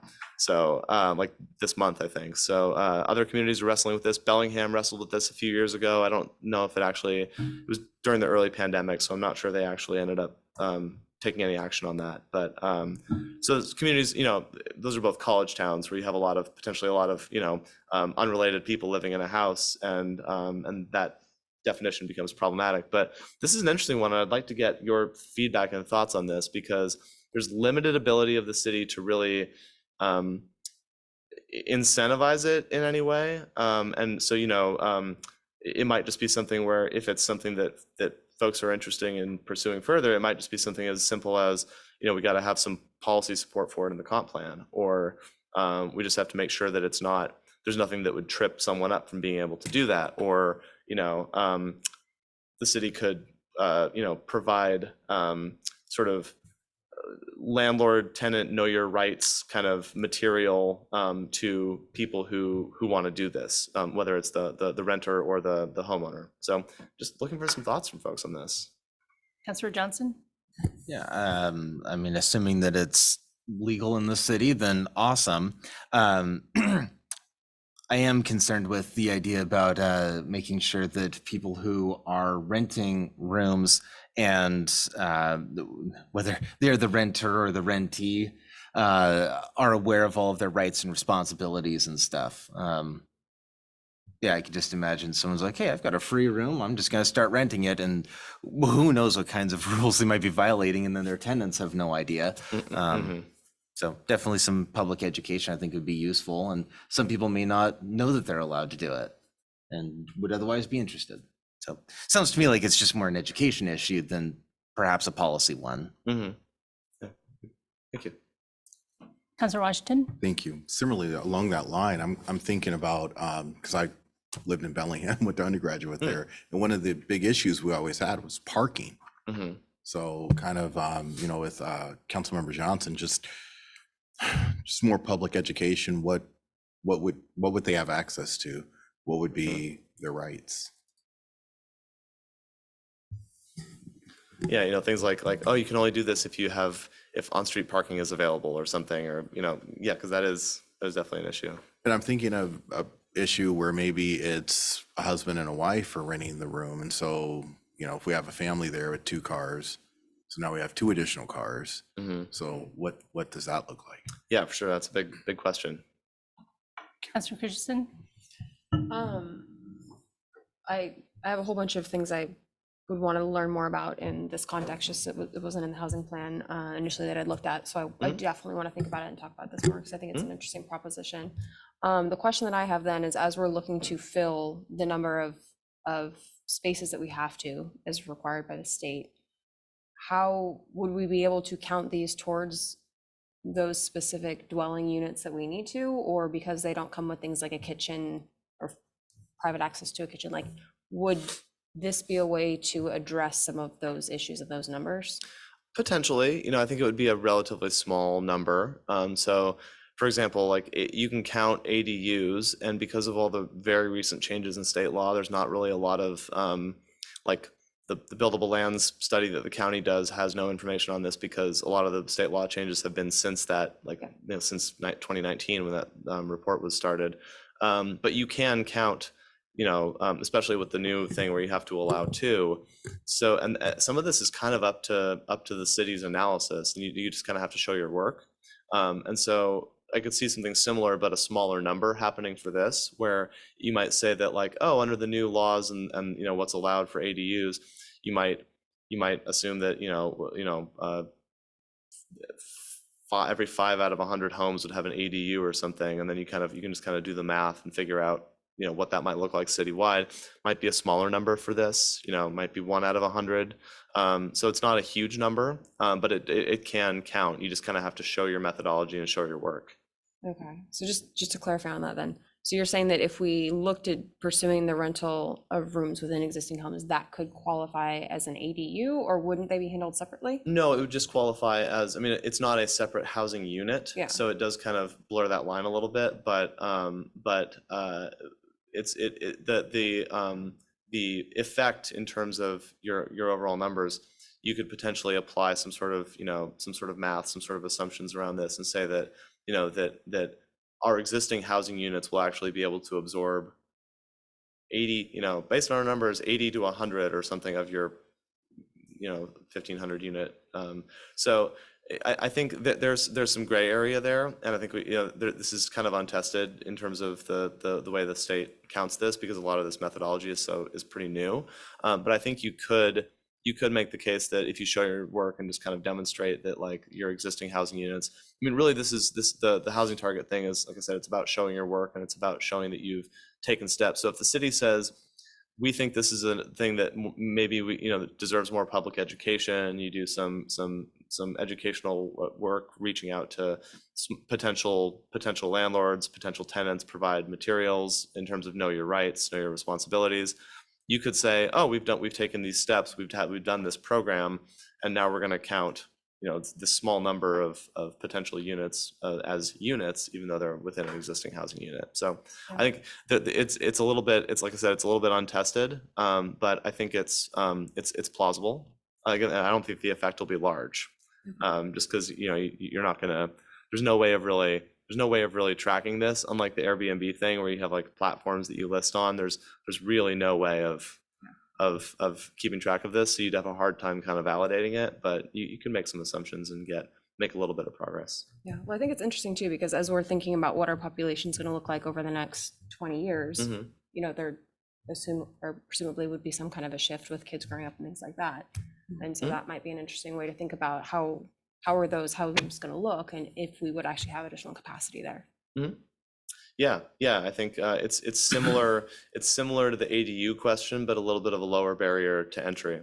And so I think it's one of those things where it's like it's easier, but it's also easier to get tripped up, as was mentioned with the kind of the rights issues, the know your rights kind of stuff. It's like it's easier, but then it's also easier to kind of fair housing law violations and things like that you don't want to have happen. So it could be your growing children because they can't afford to live somewhere else, or seniors, the elders. True, grown children. Yeah, parents could just say, hey, guess what? You're paying rent now. Exactly. Multi-generational houses, or multi-generational. Yes, right. Councilor Benson? I have some experience with this. We've had a boarder for years because she couldn't afford to get a place and she needed one. And it never occurred to me that the city of Snoqualmie would have anything to say, or if the city of the Snoqualmie had something to say, that I would care. But if it was the sort of thing where reporting it would help the city achieve these numbers, then as a citizen of Snoqualmie, I have a vested interest in saying, hey, we've got a border in our house. That would be valuable. My father-in-law lives with us. We built his room so that he could comfortably live with us. If reporting that kind of thing would help the city achieve these kind of numbers, then absolutely. Or I have 2 kids that are out of high school that live with us, and if those kinds of things were things that we could use as to achieve these numbers in a way that wasn't going to have a negative impact on Snoqualmie, then I would be incentivized to report. Yeah. Does that make sense? Interesting. Yeah. Good comment. Thank you. Councilor Washington. I'm just curious, kind of along those lines of thought, what have you seen out there that incentivizes the population to report it? Essentially, I mean, we could have a lot of this happening right now, and I mean, we really don't know. Yeah, you do kind of run into there's some potential. There's kind of reporting bias and selection bias in some of this, where you the people who, for example, if your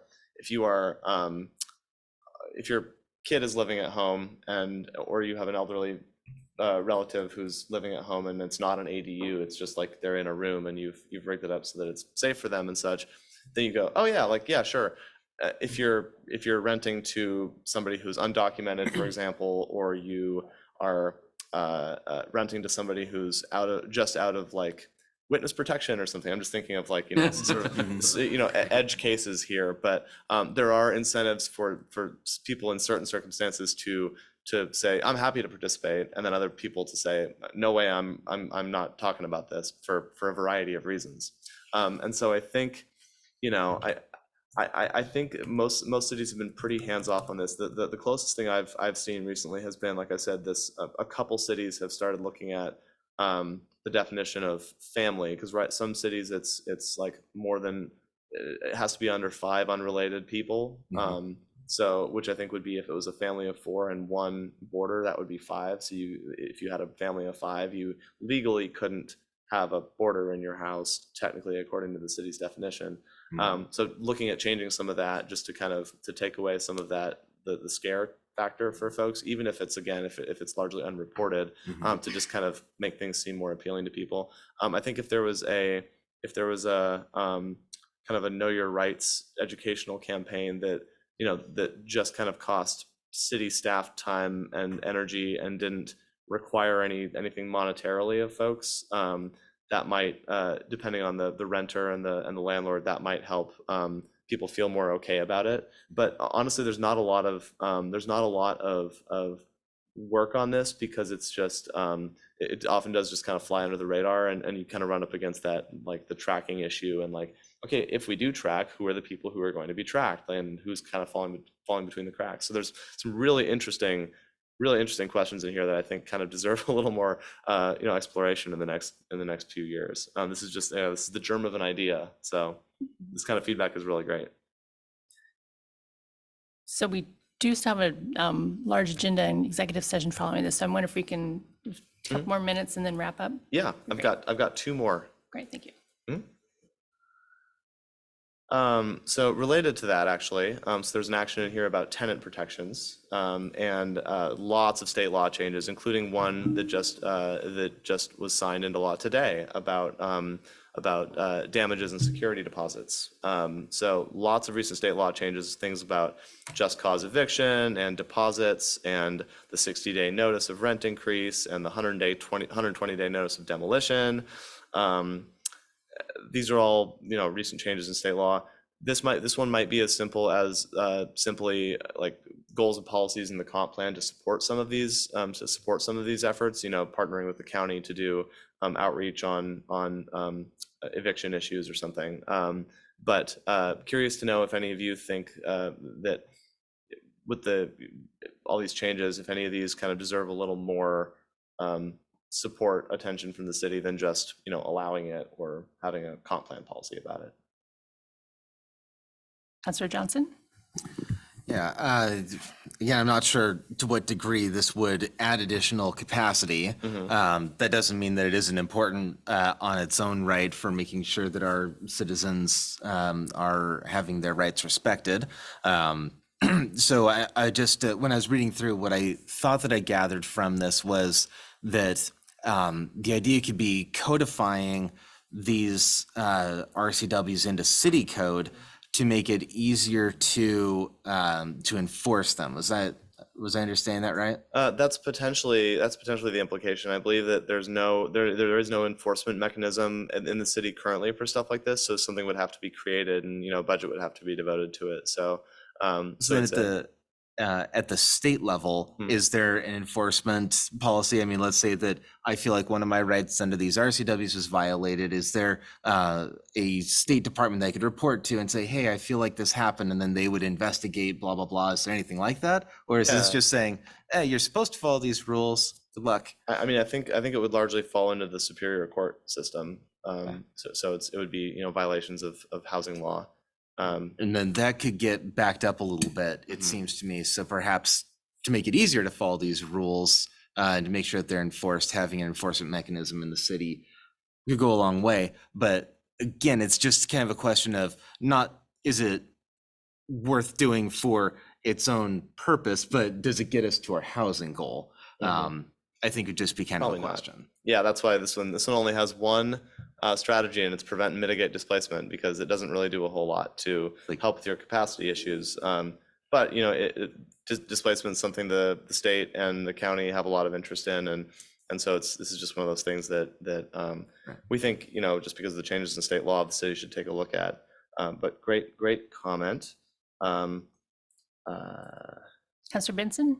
I think also important is renters' rights, because these tenants don't have a place to rent without renters. And if the landlords are not, rights are not also protected, then the incentive to create this housing is diminished further, right? So if we're not looking out for the people who are actually creating the housing and providing the housing, then what right do we have to expect it to exist? Yeah, and there's a lot of education, I think, that can happen on both the renter and the landlord side that can help. Education goes a long way in preventing court cases a lot of the time. So the last one in here, I know I'm trying to be conscious of time, everyone, is the SEPA exemption stuff. So this is the permit process thing. I think that Snoqualmie doesn't have because of the master plan, that you don't have the master plan nature of a lot of the cities, that you don't have like a huge volume of like small scale permits coming in. But one thing you do have at your disposal is the exemptions from SEPA. This is a procedural thing, but it does save real time and money for people trying to build housing. I work for a company that also does like entitlements for developers, and it can cost a developer, $3,000 to $4,000 just to get a SEPA checklist prepared, and it can cost cities somewhere between $5,000 and $10,000 to do all the noticing and follow the procedures for SEPA. And in a lot of cases, city code does an admirable job of protecting the environment. So a lot of this work is what the state has done to enable cities to exempt different levels of development from the procedural requirements of SEPA. As the Cliff's Notes version of SEPA exemptions. Wow, probably the first time I've had 0 comments or questions about SEPA exemptions. That's great. I get to go to Walla Walla in a couple days and talk about SEPA exemptions with their city council, so it should be fun. Well, I really appreciate your time tonight, guys. This has been super helpful, and I think doing this now is going to help us have a really great final draft for us to come back to you with. It sounds like people are interested in some more information and specifics on the room rental thing, and I think there's some more research that we can do. And but this is going to be, we have that implementation timeline that we're putting together. That's going to be in the final plan, and I'll leave it up to Community Development Director Arteche to, do you know when this is this on the schedule to come back on a particular date? Yeah, the last session. The last session, oh, right, the 22nd, I believe, right? So we'll see if we can get some of that room rental information for you in the next week or so that we can have that in plenty of time before that meeting. But thank you so much for your time. This has been extremely helpful. Yeah. Councilmember Johnson. So one more thing that I'd really like to see in this, and maybe is in there and I just glazed over it, would be a temporal aspect for at what point we could expect to see the actual benefit in any kind of significant way. I'll give you a couple of examples. Finding partnerships. If we could say, hey, we've got a plot of land over here. You want to build affordable housing? Let's find some money. Let's get this done. That seems like a shorter term way to get more housing than, say, zoning, where zoning is a huge priority for me. I've talked about it a zillion times with you guys before, especially with regard to the Ridge. But that's not going to be the thing that builds more housing capacity in the short term. That's something where 20 years from now, if we don't do it, people are going to say, we should have done it back then. Because it's going to be another 20 years before we see any benefit to this. So just wonder if, to kind of help us prioritize our work a little bit, if we could have a bit of a temporal aspect to some of these to help us maybe weed out some things. Yeah, that's a great suggestion. So I'll add a column to the table, the implementation table, because right now it's really kind of focused on like when makes sense for you all work plan wise. You know, it's focused on things like, is this something that has to be done concurrently with the comp plan? Can it wait? Could it be done like next year before you know, so it's more about the kind of the procedural, what works for you. But in terms of, you know, how quickly you could see the benefits, that's an additional aspect to this that I think could potentially help you all, you know, kind of make decisions on that. So yeah, it's a great suggestion. Thank you. And with that, I think that does it. Thank you so much for your time. Really appreciate it. Thank you very much. Thank you. Great overview. Okay, moving along. Up is AB 23-060, National Police Week, Proclamation 23-07. So whereas there are more than 800,000 law enforcement officers serving communities across the United States, including the dedicated members of the City of Snoqualmie Police Department, and whereas since the first recorded death in 1786, more than 23,000 law enforcement officers in the United States have made the ultimate sacrifice and been killed in the line of duty, and whereas the names of these dedicated public servants are engraved on the walls of the National Law Enforcement Officers Memorial in Washington, D.C., and whereas 556 new names of fallen heroes are being added to the National Law Enforcement Officers Memorial this spring, including 224 officers killed in 2022 and 332 officers killed in previous years. And whereas the service and sacrifice of all officers killed in the line of duty will be honored during the National Law Enforcement Officers Memorial Fund's 35th Candlelight Vigil on Saturday, May 13th, 2023. And whereas May 15th is designated as a Peace Officers Memorial Day in honor of all fallen officers and their families, and U.S. flags should be flown at half-staff. Now, therefore, I, Catherine Ross, Mayor of the City of Snoqualmie, do hereby proclaim May 14th to the 20th as National Police Week in the City of Snoqualmie and publicly salute the service of law enforcement officers in our community and in communities across the nation. Chief Phipps, would you like to say a few words?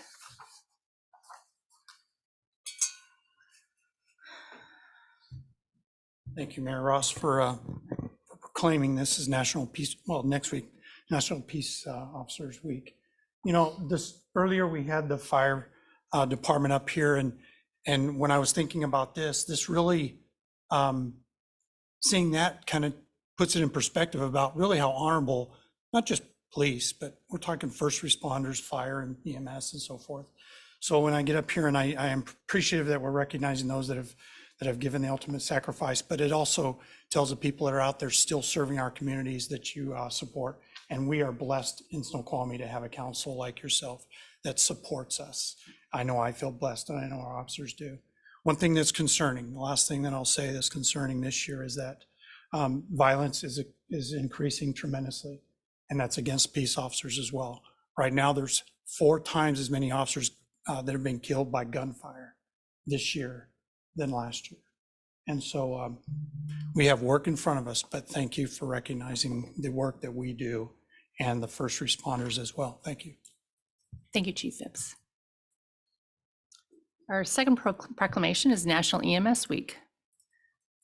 So whereas emergency medical services is a vital public service, and whereas the members of the emergency medical services teams are ready to provide life-saving care to those in need 24 hours a day, 7 days a week, and whereas access to quality emergency care dramatically improves the survival and recovery rate of those who experience sudden illness or injury, and whereas the emergency medical services system consists of trained members of the community, first responders, emergency medical technicians, paramedics, dispatchers, emergency nurses, emergency physicians, and other out-of-hospital medical care providers. And whereas members of the emergency medical services team, whether career or volunteer, engage in thousands of hours of specialized training and the continuing education to enhance their life-saving skills and serve their communities. And whereas it is appropriate to recognize the value and accomplishments of emergency medical services providers.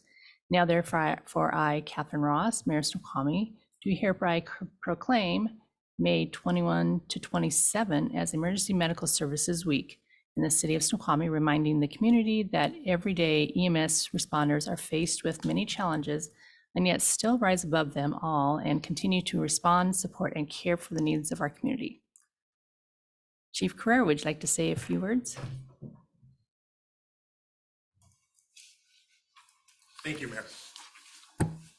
That's all I'm going to say.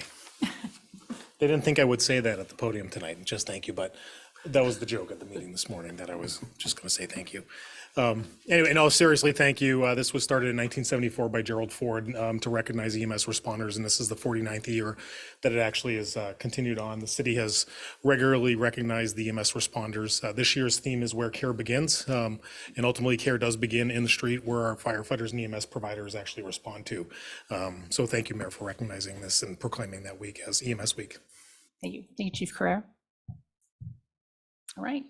Next item, at this time, we will provide time for residents to comment on items not on the agenda.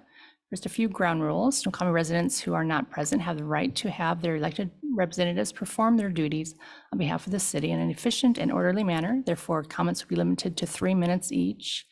Please wait to be recognized and state your name and city of residence. Direct your comments to council as a whole and not to individual members. Please note that this is not a time to ask questions of the council, mayor, or staff, or to engage in debate. The council will quietly and respectfully listen to your concerns. With that, is there anyone that would like to speak to any concern that is not on the agenda this evening? So I'm looking, and if so, please raise your hand. I'm looking in the council chambers. I'm not seeing anyone. Is there anyone online? If so, raise your hand. And I think to raise your hand, you can press pound or *9. Okay, I'm not seeing anyone raise their hands. Okay. Okay, moving on to the consent agenda, which contains approval of April 24th, 2023 City Council regular meeting minutes, approve the claims approval report dated May 8th, 2023. And the other item is we will be discussing following the consent agenda. So those two items, is there a motion to approve the consent agenda? So moved. Second. This is moved by Mayor Pro Tem Holloway and second by Councilor Johnson. Is there any discussion? First of all, is there any public comment regarding the two items on the council or consent agenda? So please raise your hand. Okay, not seeing anyone. Any discussion regarding those two items? Councilor Watton? Thank you, Mayor. I believe there's one small, minute change, and that is James McEachran, who was presented the proclamation for the Affordable Housing Week, was actually representing the Snoqualmie Valley Housing Task Force. I think he was listed as representing the Affordable Housing Consortium in the minutes, unless I'm misunderstanding. Okay, we can change that. Is he also part of the housing consortium? Part of the Housing Task Force, yes. Okay. I think he's part of the consortium too. I could just remove who he's with. So he's on, well, we could change it to this Snow Valley Snoqualmie Valley Housing Task Force. Housing Task Force, okay. It is consistent with what happened the week later over at the city of North Bend. So, Okay. Thank you. thank you. Any other comments? Seems like he was task force, not Okay, with those, just with that additional change, all those in favor say aye. Aye. Any opposed? Aye. Okay, the consent agenda passes. Chair, question of procedure. It's now 9 o'clock. Are there any items on the agenda we could consider taking to next council? We still have 2 executive sessions to go and other items. I need to get rid of this cold.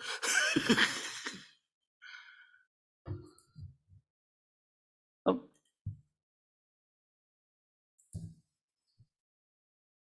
And if not, I'll just, the only item, and I apologize, the only item I see is I don't think the discussion of committees is time critical. We could take that up in the next council. So I move to postpone till next council meeting, the discussion of committees. May I have a second? Second. Second. It's moved by Mayor Pro Tem Holloway, second by Councilmember Benson, to move discussion of the committees to next council meeting. Any discussion? Councilor Johnson, you had a comment? Yeah, unfortunately, I missed this part of the discussion at Parks and Public Works last time because I was stuck in traffic. But AB 23057, is that time critical? Yes. I think it is. Okay. I think, yeah, I think they have to get that in motion. I'm sorry, Mayor.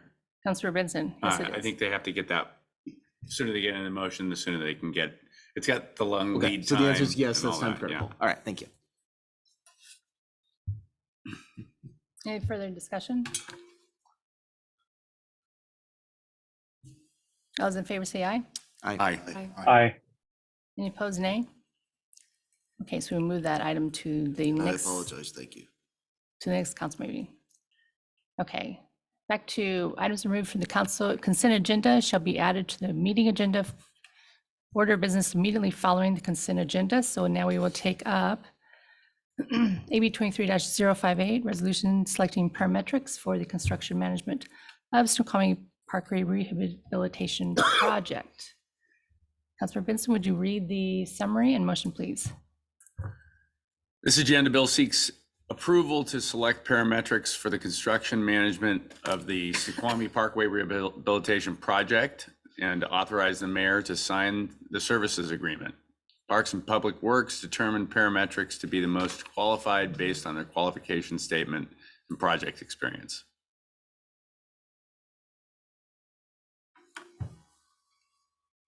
Move to adopt the resolution number 1645, selecting parametrics for construction management services of Snoqualmie Parkway Rehabilitation Project and authorize the mayor to sign. Second. Moved by Councilmember Benson and second by Mayor Pro Tem Holloway. Is there any public comment regarding this item? So please raise your hand.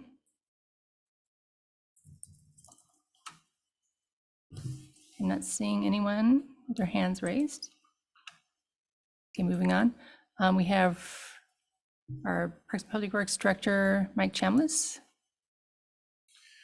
Good evening. This item's for construction management. Chair, Sorry. hang on. Maybe Mayor we Pro can- Tem I Holloway. apologize. Maybe we can short circuit this. Councilmember Mayhew, you asked for this to be removed off the consent agenda. Do you have particular questions or information you were looking for? Mayor, or Councilor Mayhew. Thanks for intervening, Councilmember Holloway. I have a narrow concern that wouldn't want to see us spend time beyond that. The concern I have is not with parametrics or with this contract that's being proposed in particular, other than that it is for management of a project that is listed at 6.4 million. I am very concerned about starting down a path of a 6.4 million project because I don't think we can afford it. I'm not questioning whether it's in our budget, our approved budget. It is, but I think certainly when I voted for it to be in the approved budget, it was with the intention that we needed to move forward with the project generally. We have 5 million in funding, not 6.4. And more importantly, this project is very unlikely to be doable at 6.4 million. The numbers I've seen are much closer to 8 million. So what I'm very concerned about is approving a project at 6.4 million when we don't have the funding and our city simply cannot afford this. This is a major regional transportation route. The maintenance of this road is a regional or state responsibility. The citizens of Snoqualmie simply cannot afford that 1.4 million, and they most certainly can't afford the 3 million. We simply don't have the money. If we use the money in this way, we will severely negatively impact all of the other transportation capital projects that we need in the coming years. So my concern is that we should not be, unless we have, and so I'm sorry, I want one other major point here is we cannot on an ongoing basis maintain this regional transportation route. The city simply cannot afford to do that.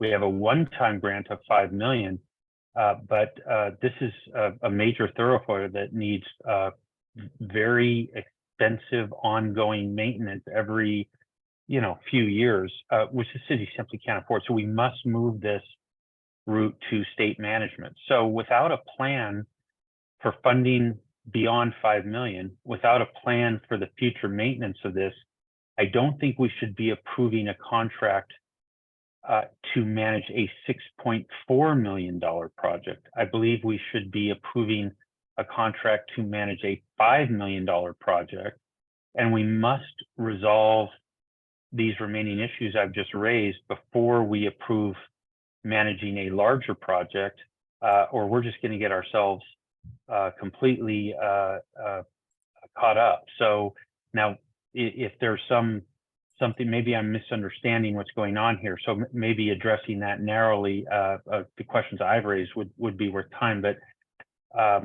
at this point, I think we should not approve something that is management of a $6.4 million project.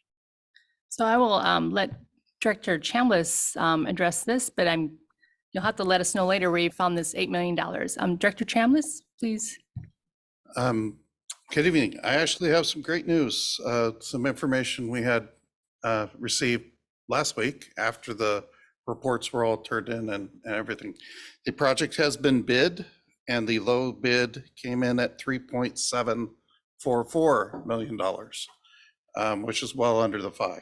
So that's for the whole project, ADA improvements at all the intersections, light button replacement on that one button that we always talk about, the paving, everything at 3.744.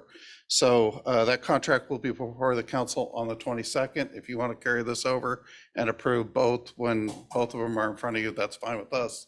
But that is what this is for. As for the state's position on whether or not they're going to accept the road transfer, there's a meeting later this month to let us know an update on the process. We are proceeding through the process as scheduled, and it's a long process. Mayor, if I could, with that information, thank you, Mr. Chambliss. With that information, I have no further objection. I'm in favor of this tonight. Any other discussion? I'm glad we got that answered. I agree. All those in Like favor? the answer. All those in favor say aye. Aye. Aye. Any opposed, nay? So it passes unanimously. Thank you. So are there, let's see, is there any Public Safety Committee report? No report. Community Development report? No report. Next item is Parks and Public Works Committee AB 23-057, resolution approving purchase order for WRF Headworks belt screen. Councilor Benson, would you please read the summary and motion? This agenda bill seeks approval of a purchase order with Huber Technology Incorporated, Huber for a replacement Escamax belt screen associated with the water reclamation facility. Phase three improvement projects. I'm sorry, my cadence is way off. I really apologize. The existing Escamax belt screen at the WRF Headworks building has been operating continuously since it was first installed by city staff in 2012 and needs replacement. Early sole sourcing procurement of this equipment is the most cost-effective procurement option available and will allow for the WRF Phase 3 improvements to maintain schedule. Move to adopt resolution number 1646, approving a purchase order with Huber Technology Incorporated for a replacement Escamax belt screen. Second. Moved by Councilor Benson, second by Mayor Pro Tem Holloway. Is there any public comment regarding this item? So please raise your hand. I'm not seeing anyone in the chambers or anyone online raising their hands. So would you like introduction by Andrew Vining, project engineer? If there are no questions tonight, given the short time we have, I'd prefer we just move on. I love to hear his stuff. We had a great conversation in Parks and Public Works, but. Okay, any discussion then? Did you find all those things? Yes, I'll keep it brief. I did follow up on the questions that came up in committee, and I'd be happy to share either now or after. You got a 30-second version? I do have a 30-second version. Sweet. Absolutely. So there were some questions about doing a full equipment replacement versus a rebuild. So we spoke with our consultants, and the cost to replace individual components, the material cost would exceed $100,000, minimum $100,000 in parts, which exceeds 50% of the cost of the equipment and would provide only additional 5 years of life to the screen. Additionally, if this equipment were to fail, it requires 24/7 manned operation of the headworks. So our professional recommendation is to replace the full equipment now for the to maximize performance at the lowest cost. That makes sense. Thank you. That was very good. Any other discussion? All those in favor say aye. Aye. Aye. Any opposed, nay? So it's unanimous and the motion passes. Thank you, Andrew Vining. Thank you. Okay, next item is the mayor's report. So several items. So thank you and congratulations to the hard work of our sanitation division. Our water reclamation facility received the 2022 wastewater treatment plant outstanding performance award from the Washington State Department of Ecology. So turning wastewater into water clean enough to discharge in the Snoqualmie River takes around the clock, efficient process control, skill, and teamwork. So nice job. Yeah. The fire department graduated 10 new community emergency response team, also known as CERT volunteers, this past Saturday, including Councilmember Christensen. Our communications group is launching a new community engagement initiative to provide residents opportunity to join the mayor, council members, and staff in a small informal setting to ask questions and connect. So the first event will be Chat with the Chiefs on June 1st at 10 a.m. And we will announce where it will be held, but it'll include Chief Carrera and Chief Phipps. And then we will have conversations with council event coming up on June 21st with more information to come. Council, please plan on, it'd be great if you would attend our upcoming SVGA meeting, May 24th in North Bend. There will be presentation by King County Creative Economy strategist Kate Becker, who has been charged with working with elected officials and industry leaders to support a vibrant creative economy, beginning with the film and music sectors, as well as you will hear from Valley cities as they share ideas or examples of how they've collaborated with other governments, agencies, or projects, and also any different ordinances that they've implemented, and hopefully hear from our legislatures as well. And Meadowbrook, I've mentioned in the past that, over the past many months, that after 25 years, our ILA between the cities of North Bend and Snoqualmie will expire, which it did this past week. So we have been meeting with the Snoqualmie tribe to be part of the future and include them as part of the governing body along with North Bend and Snoqualmie.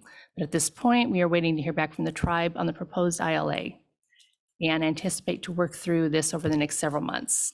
So in the meantime, the Skyview Metro Parks, who already handles the events reservation and performs some maintenance, will continue to provide services. And the Meadowbrook Farm Preservation Association will continue their role in educational programming and docent services. And so we will have more information and review this at most likely our next FNA meeting. So that is all I have for the mayor's report. And are there any commission or committee liaison reports? Councilor Watton? I've got a few. Follow up on the Meadowbrook council member Heather Colin and I did a site visit along with Mayor Rob McFarland last week of the test pilot program out at Meadowbrook in the Camas field. And then we had our board meeting today on that. May 22nd, we're kind of targeting the operating agreement. So North Bend is going first and then we'll follow on that. And that's the operating agreement with Skyview. So you and Mayor Rob will continue to collaborate on that. Housing Task Force, we met last week on the legislation that passed. And our next discussion is going to be on June 7th involving Director Artecha. And we're going to catch up on some of the things that she's working on, as well as on the available lands survey. Regional Law, Safety and Justice committee meeting is coming up May 25th at 7:30 in the morning. If you're interested in joining me, Council Member Mary Miller was on the last one and she may join us as well. And then lastly, CLTC just met this last week, and it was followed by the mayor's letter to the legislature, a legislative delegation. And that's all I have. Right, thank you. Chair, you have a hand raised. Councilor Mayhew? Yeah, I have no committee report, but I am not able to find out the information on my next regional committee meeting. I had tried to request access to email while I'm traveling, but that has not been turned on. If anything could be done to get me email access so that I can receive those important communications, I'd very much appreciate it. Any other committee reports?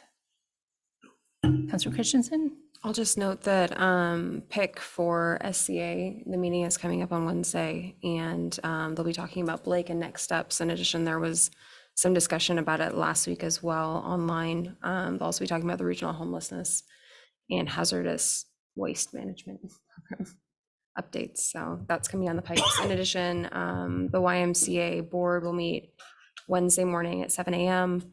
I think that's all at this point. Great, thank you. Any other? Okay.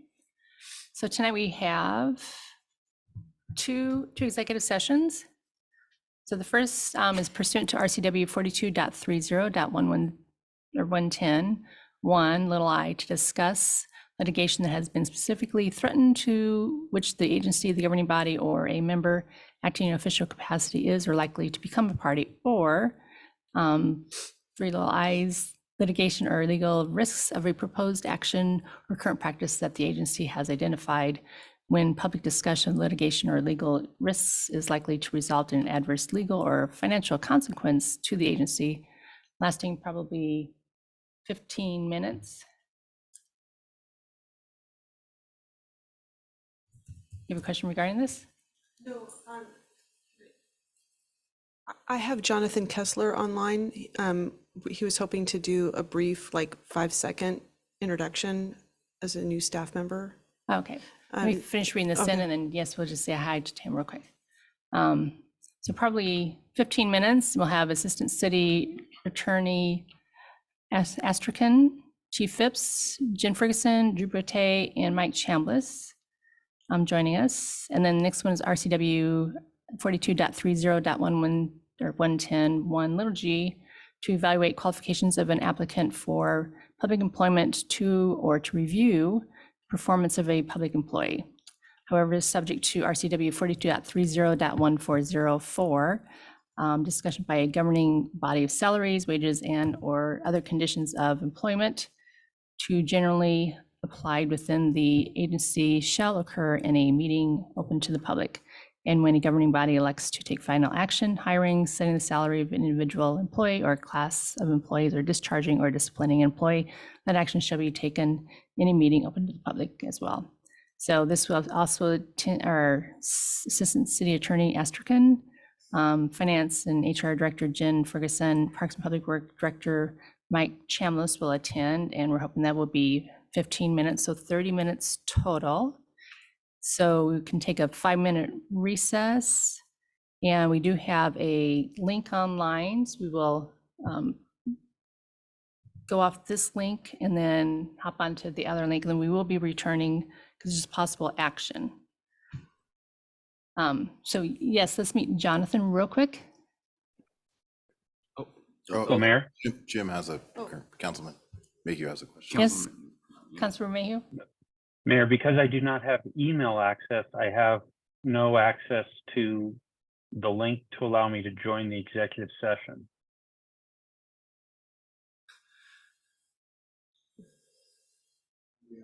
Can we? Text it to him.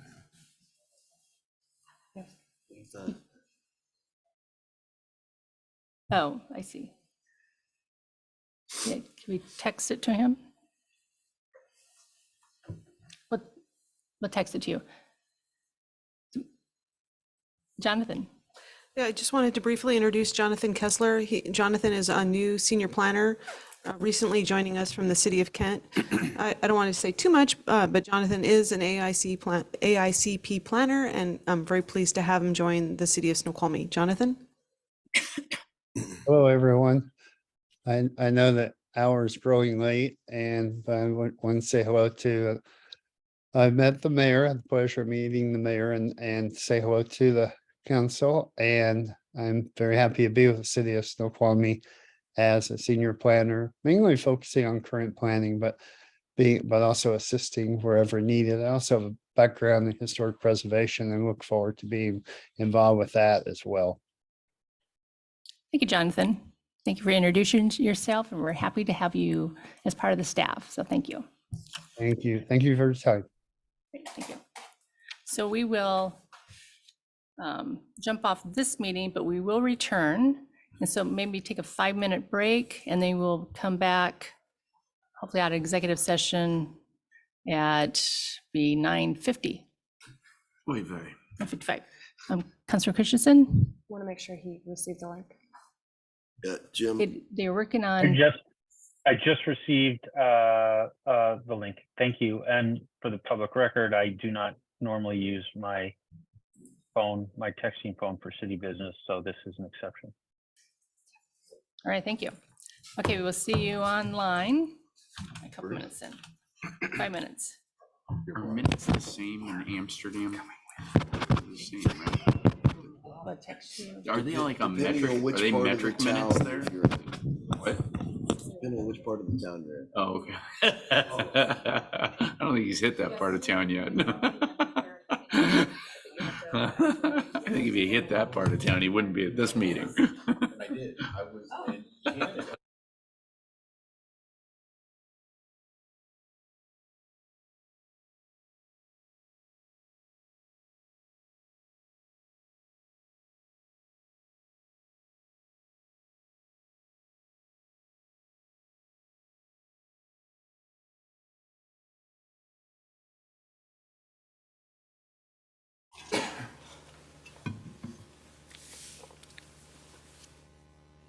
about ready for your morning shift.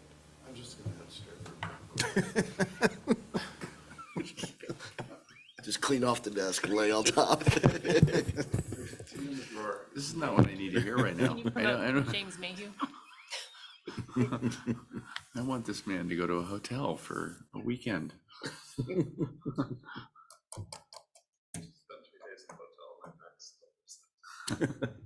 Okay, so we are back from our executive session. It is now 10:17. Is there a motion? Let me not do that.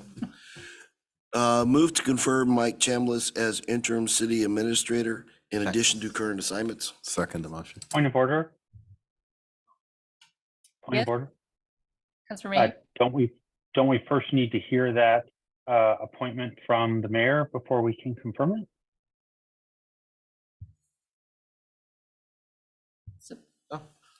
Jim, it's 10 o'clock at night. If you want the mayor to say it, and then I'll make the motion. What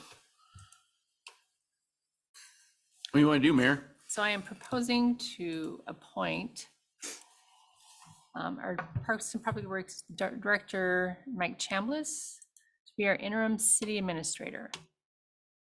And there's a motion on the floor for the council to confirm him. And I heard a Joe. Second. That's second that. second by Lewis Washington, Councilor Washington. Any discussion? Councilman Mayhew. Councilor Mayhew? Yeah, just, I'm a huge supporter of Mike Chambliss. He's just doing a fantastic job for us as Parks and Public Works Director. I couldn't be a bigger fan. My vote tonight is a reflection of my support of him and his success in doing that job.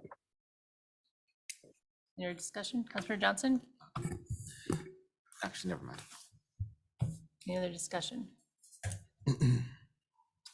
All those in favor for the confirmation, say aye. Aye. Opposed, nay. No. So the vote is 6-1 with Councilor Mayhew voting no. It passes. Thank you, Director Chambliss, for stepping up during this time. Thank you. Okay, so no further business. There seems to be some echoing going on. Come before us. I will entertain a motion to adjourn. So move. Second. By Mayor Pro Tem Holloway, second by Councilor Benson. All those in favor say aye. Aye. Aye. Any opposed, nay? All right, motion has it. We are adjourned. Thank you, everyone. I think the technology's even sleepy. Yeah.